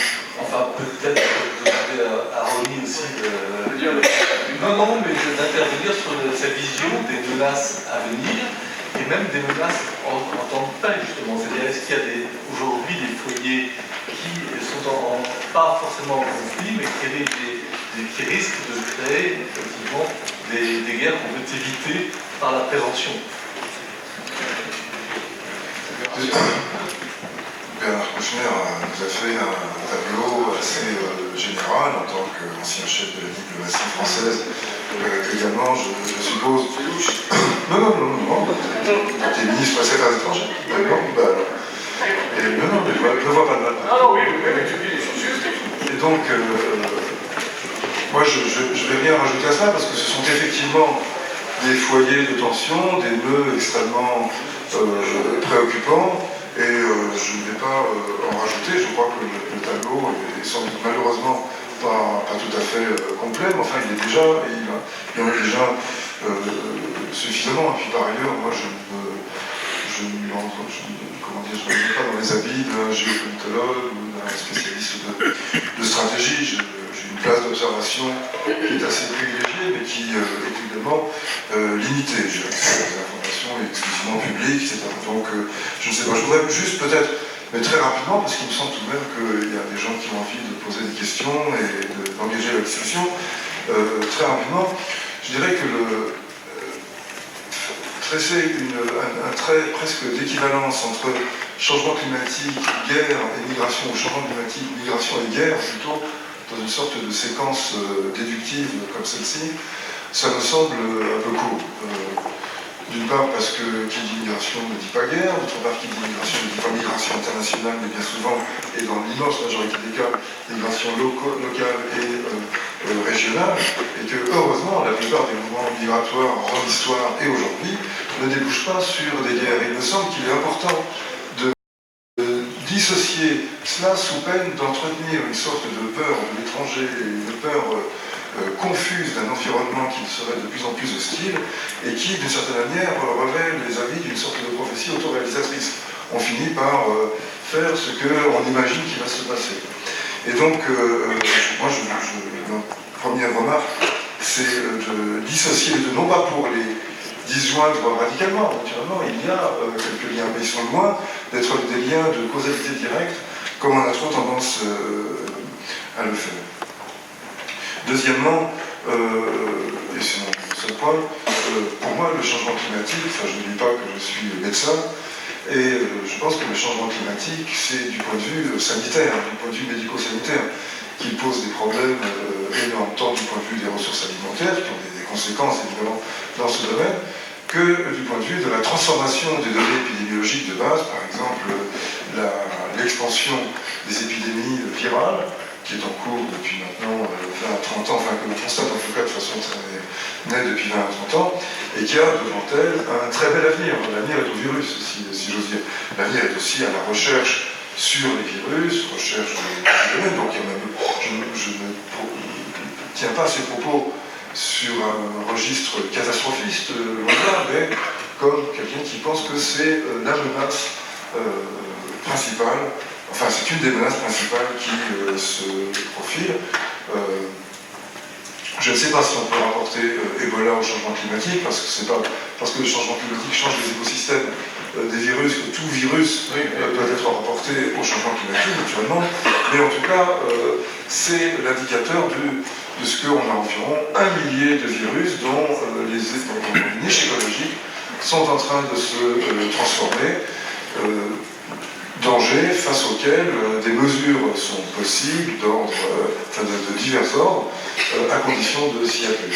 Donc pour moi c'est un risque qui est parfaitement gérable. On a vu par exemple avec le sida comment à l'espace de 15 ans on est passé d'une maladie totalement inconnue à une maladie qui devenait finalement une maladie chronique assumable par le patient qui a été atteint avec les antirétroviraux. Donc, pardon.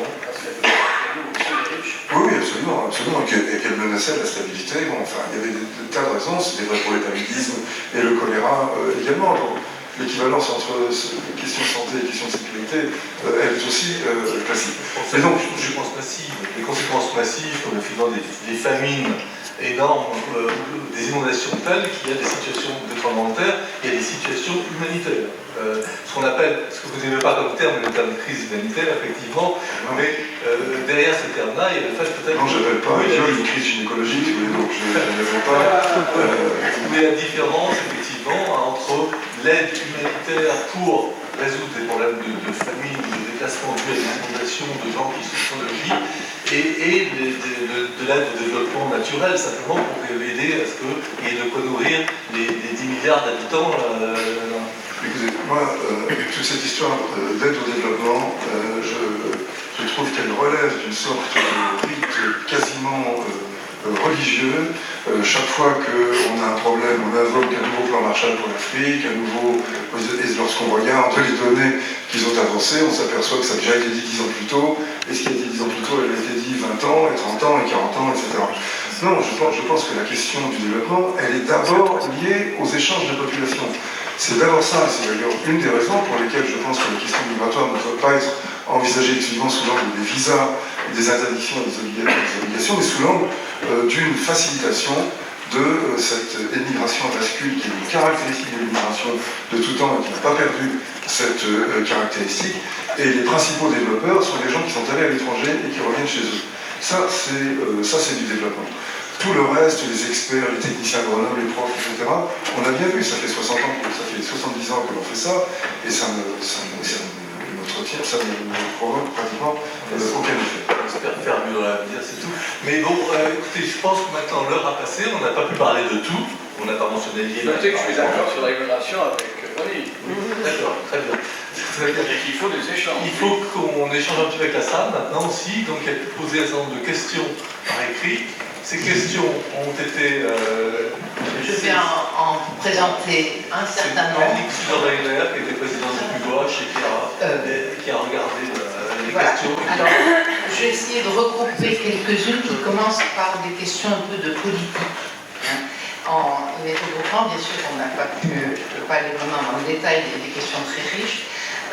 Donc, une des premières questions était quel est le rôle des chefs d'État et leur responsabilité donc vis-à-vis des points dont on a parlé à partir de la politique étrangère et des guerres. Corrélé à cela, une autre qui me semble tout à fait parallèle, le rôle des députés dans la politique étrangère, c'est-à-dire est-ce qu'on peut discuter suffisamment dans les parlements. Il y a des pays, on me fait remarquer qu'il y a des pays comme l'Allemagne et le Danemark où toute la politique étrangère est complètement discutée. C'est pas vraiment le cas en France. En particulier, la dissuasion nucléaire est un peu un sujet tabou, qui ne vient pas devant les députés. Donc voilà, comme autre question, oui, alors c'est un peu comment empêcher que les interventions aient comme objectif la sauvegarde d'un État et non pas la destruction pour mieux préserver l'accès aux richesses naturelles, etc. D'accord? Donc si on peut voir sur ces questions politiques, ensuite il y en a d'autres, plus humanitaires. On peut développer les questions.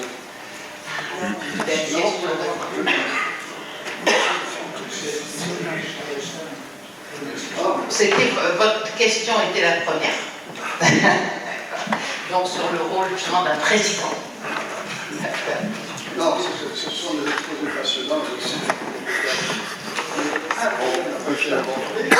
C'est le rôle de l'État. Justement, c'est ça la première question. Aussi de la paix et de la guerre.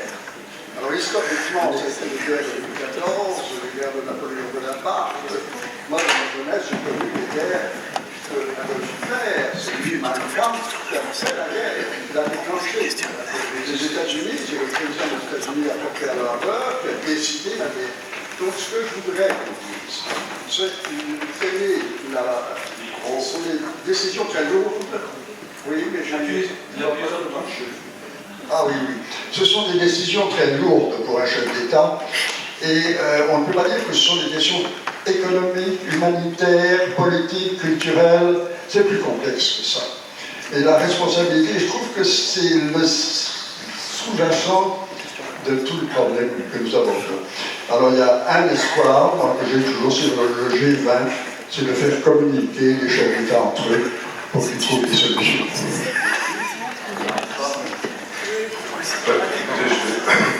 Je vais tenter une réponse. Oui, en effet, les chefs d'État sont a priori les commandants suprêmes. Donc ce sont eux qui ont le pouvoir de décider de l'entrée en guerre ou au contraire de prendre une autre voie que la guerre dans certaines circonstances. Je pense aussi bien à Bachar el-Assad qu'à Nicolas Sarkozy ou à George Bush, pour parler que de quelques chefs d'État récents et qui ont été impliqués dans des décisions guerrières d'une gravité extrême. Cela étant, lorsque vous dites que c'est une décision extrêmement difficile, complexe, qui ne sera pas à ceci ou cela, là, permettez-moi de ne pas vous suivre. Moi, ce qui me frappe, c'est la légèreté intellectuelle, l'irresponsabilité confondante avec laquelle des chefs d'État entrent en guerre avec la conviction qu'ils vont la gagner. Je vous rappelle qu'au début de la guerre de Libye, certains, comme Alain Juppé par exemple, disaient qu'on avait pour 15 jours et que les soldats sont rentrés à la maison très rapidement. Alain Juppé, ancien Premier ministre, un homme de culture, un homme d'expérience politique, un homme qui connaît l'histoire. Comment peut-on dire, comment peut-on proférer une bêtise pareille? Sans doute pour se débarrasser d'un journaliste qui le gênait, je ne sais pas. Mais en tout cas, il a dit, moi j'étais devant un poste totalement interdit. Et m'intéressant à la guerre et aux circonstances de déclenchement des guerres, je pourrais vous faire une longue liste de déclarations totalement irresponsables, totalement irréfléchies, qui montrent à quel point ces gens-là considèrent la guerre comme une affaire finalement relativement ordinaire, alors que ce devrait être une exception d'une gravité très profonde. Donc oui, le rôle des chefs d'État est central, mais non, à mon avis, ils ne prennent pas ce rôle d'une façon responsable. La guerre quasiment privée qu'a livrée Nicolas Sarkozy en Libye avec la complicité du Qatar, parce qu'ils avaient aussi leurs intérêts croisés, en est l'exemple récent pour ce qui concerne la France, le plus démonstratif. C'était tout de même fait avec une légèreté vraiment incroyable. Quant au rôle des députés, il me semble qu'il devrait être important, mais enfin on a vu récemment lors d'une discussion sur le budget militaire des députés et des sénateurs prendre explicitement position contre tout débat au motif qu'on devra commencer à débattre de ce que sont les enjeux de l'arme nucléaire en France, parce que des gens qui sont contre pourraient s'exprimer. Voilà où on est dans une assemblée censée incarner la démocratie. Donc c'est en effet un rôle tout à fait secondaire. Jamais la France n'a demandé à son Parlement, enfin, jamais la France, vous voyez, je parle déjà comme le président de la République, moi. Jamais le président de la République, qui pense incarner la France, des types de langage, il faut faire attention, n'a jugé utile de convoquer le Parlement, de déclencher une session au motif naturellement de l'urgence, parce que ce qui relève de l'urgence, naturellement, se dérobe à toute discussion. C'est même la fonction primordiale de l'urgence en politique, c'est de couper court à toute délibération. On l'a vu dans toutes sortes de domaines, que ce soit l'intervention de la France au Rwanda en 90 avec l'opération Norrois, déclenchée sur un coup de fil du président alors en visite aux troupes dans le Golfe, ou celle de l'opération en Libye, déclenchée sur les bobards dont j'ai rappelé quelques-uns tout à l'heure.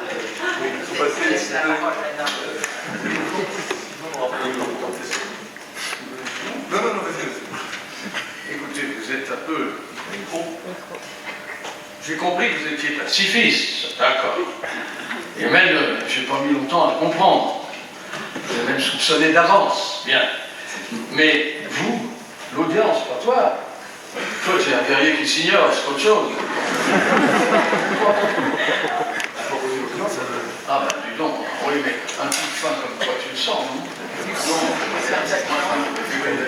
Alors, il est évident qu'on ne fait pas un débat avant de déclencher une guerre.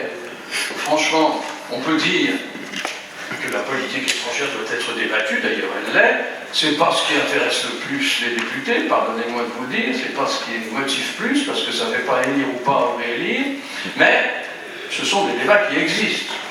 Et ce sont des débats qui se trouvent en commission, non seulement des affaires étrangères, mais aussi en plénière.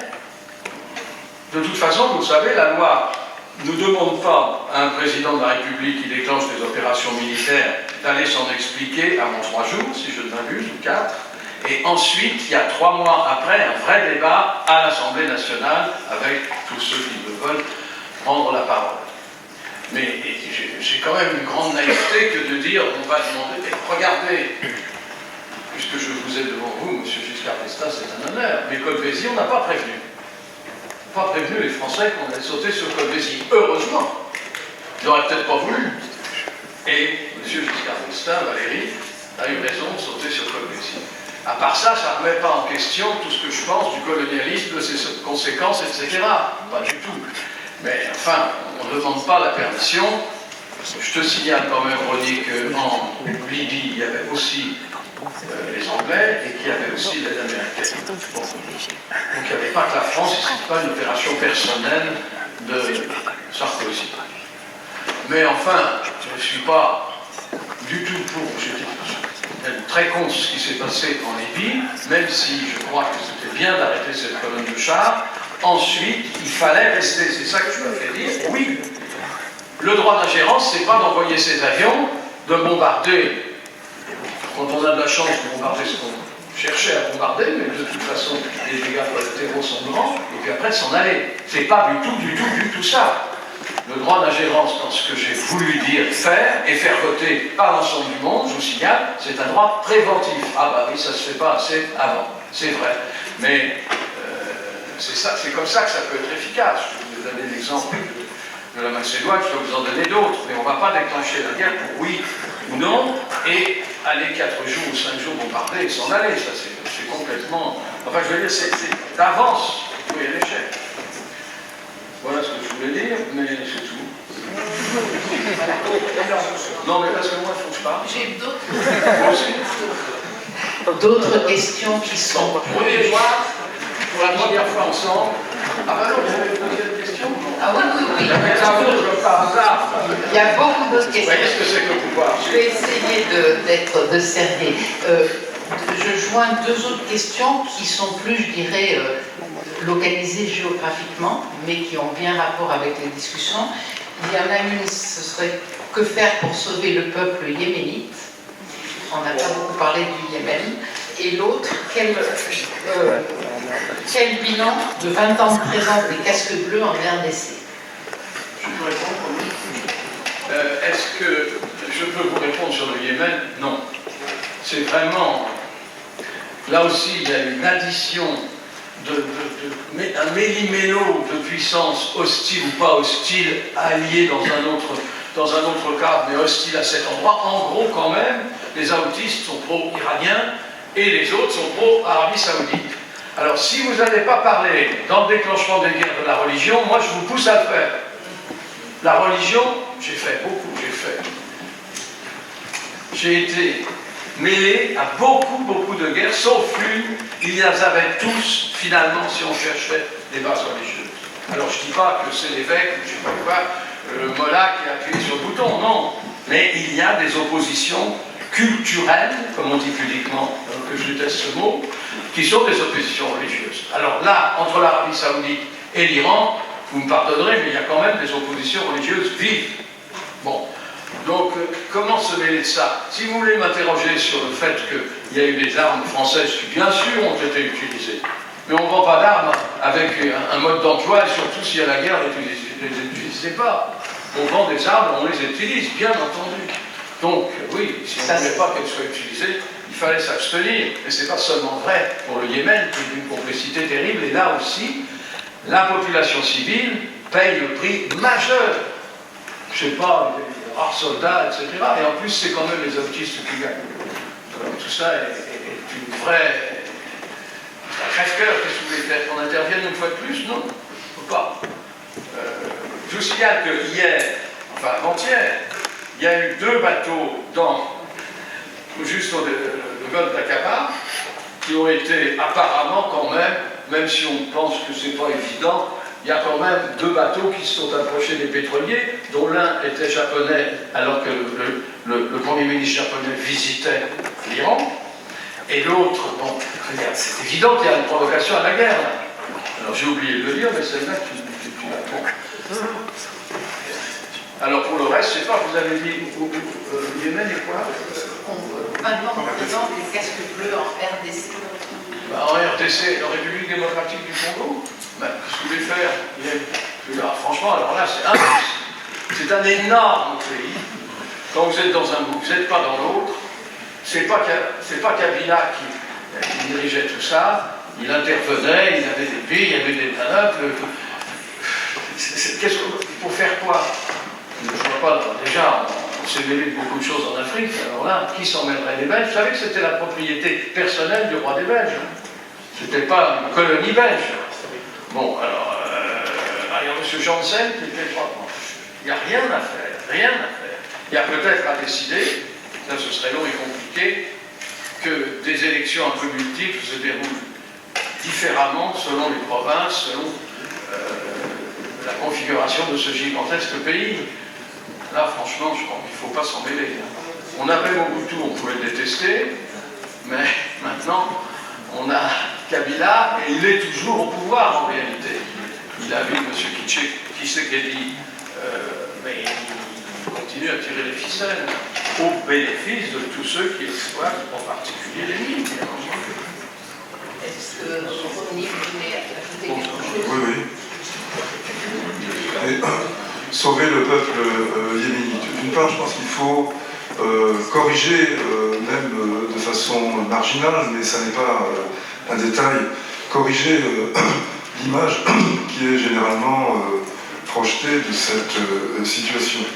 Il y a en effet 5 ans de guerre, probablement une quinzaine de milliers de morts pendant ces 5 années de guerre. Donc c'est déjà, comme toute guerre, un événement tragique.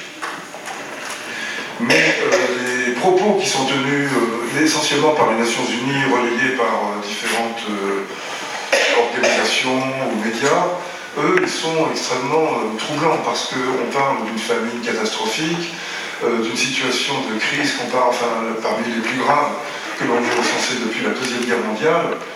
Et là, pour éviter des périphrases, je dirais que c'est du délire complet. C'est totalement stupide, ça ne repose sur rien. C'est une exagération dont je ne m'explique pas d'ailleurs la raison. Je ne vois pas d'obscur dessein qui serait derrière cela, mais je vois un fait qui est au moins une erreur d'appréciation, voire une distorsion de fait plus ou moins volontaire concernant la situation. Ce propos étant, ce rappel ou cette rectification étant faite, je dirais que nous sommes impliqués dans cette guerre, pas seulement parce que nous vendons des armes à l'Arabie Saoudite, mais aussi parce que dans cette guerre, l'Arabie Saoudite, qui je le rappelle l'a déclenché, qui a attaqué, l'Arabie Saoudite a attaqué avec l'appui des Émirats Arabes Unis, qui forment les troupes au sol, parce que l'Arabie Saoudite fournit le contingent aérien, elle est soutenue par le Conseil de sécurité. Donc il y a une responsabilité collective, et au moins peut-on se dire que les guerres empêchées, on ferait bien de tenter de ne pas les favoriser. C'est au moins ça. Les outils n'ont pas été inventés par les Saoudiens, mais l'attaque saoudienne a été déclenchée par MBS, cette espèce d'héritier fou furieux du roi Fahd, et qui n'existe que par les guerres et les déstabilisations qu'il entraîne. On n'est pas obligé de soutenir cela, selon moi. Moi, je n'ai pas toutes les données. Je dirais qu'en tant que citoyen et observateur attentif de ces situations, je pense qu'on pourrait au moins, je reprends un mot que tu as dit, s'abstenir, mais s'abstenir d'aggraver les choses, pas s'abstenir en restant totalement à l'écart. Quant à la RDC, 20 ans de présence onusienne sous forme de casque bleu, c'est avec le Soudan du Sud le déploiement de casque bleu le plus important, plus d'1 milliard de dollars par an, il mobilise des moyens énormes, et il faut bien reconnaître que son bilan est piteux. Ce qu'on appelle la MONUC, donc la mission de l'ONU au Congo, est surnommée la MONUC, un terme un peu franchement même sexiste là-bas, enfin qui dit bien la faiblesse, disons, avec laquelle cette MONUC agit. Des faiblesses qui, je crois, ne doivent pas être reprochées frontalement aux différents contingents, car c'est l'organisation de ces contingents et le caractère insaisissable de l'ennemi auquel ils ont à faire face qui est le problème. Donc on leur a confié une mission impossible, ne nous étonnons pas qu'ils échouent.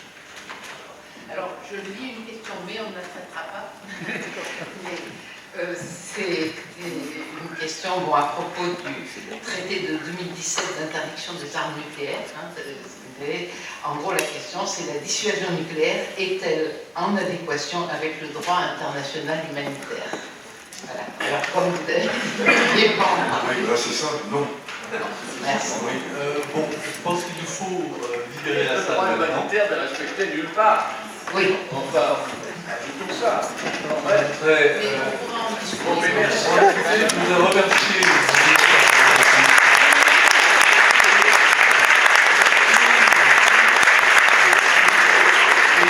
Pour ceux qui ont des questions rentrées, il y a un pont qui est prévu. Auquel vous êtes convenus si vous voulez. C'est dans une salle de l'autre côté de la université. Et ceux qui veulent y aller peuvent se mettre en rapport.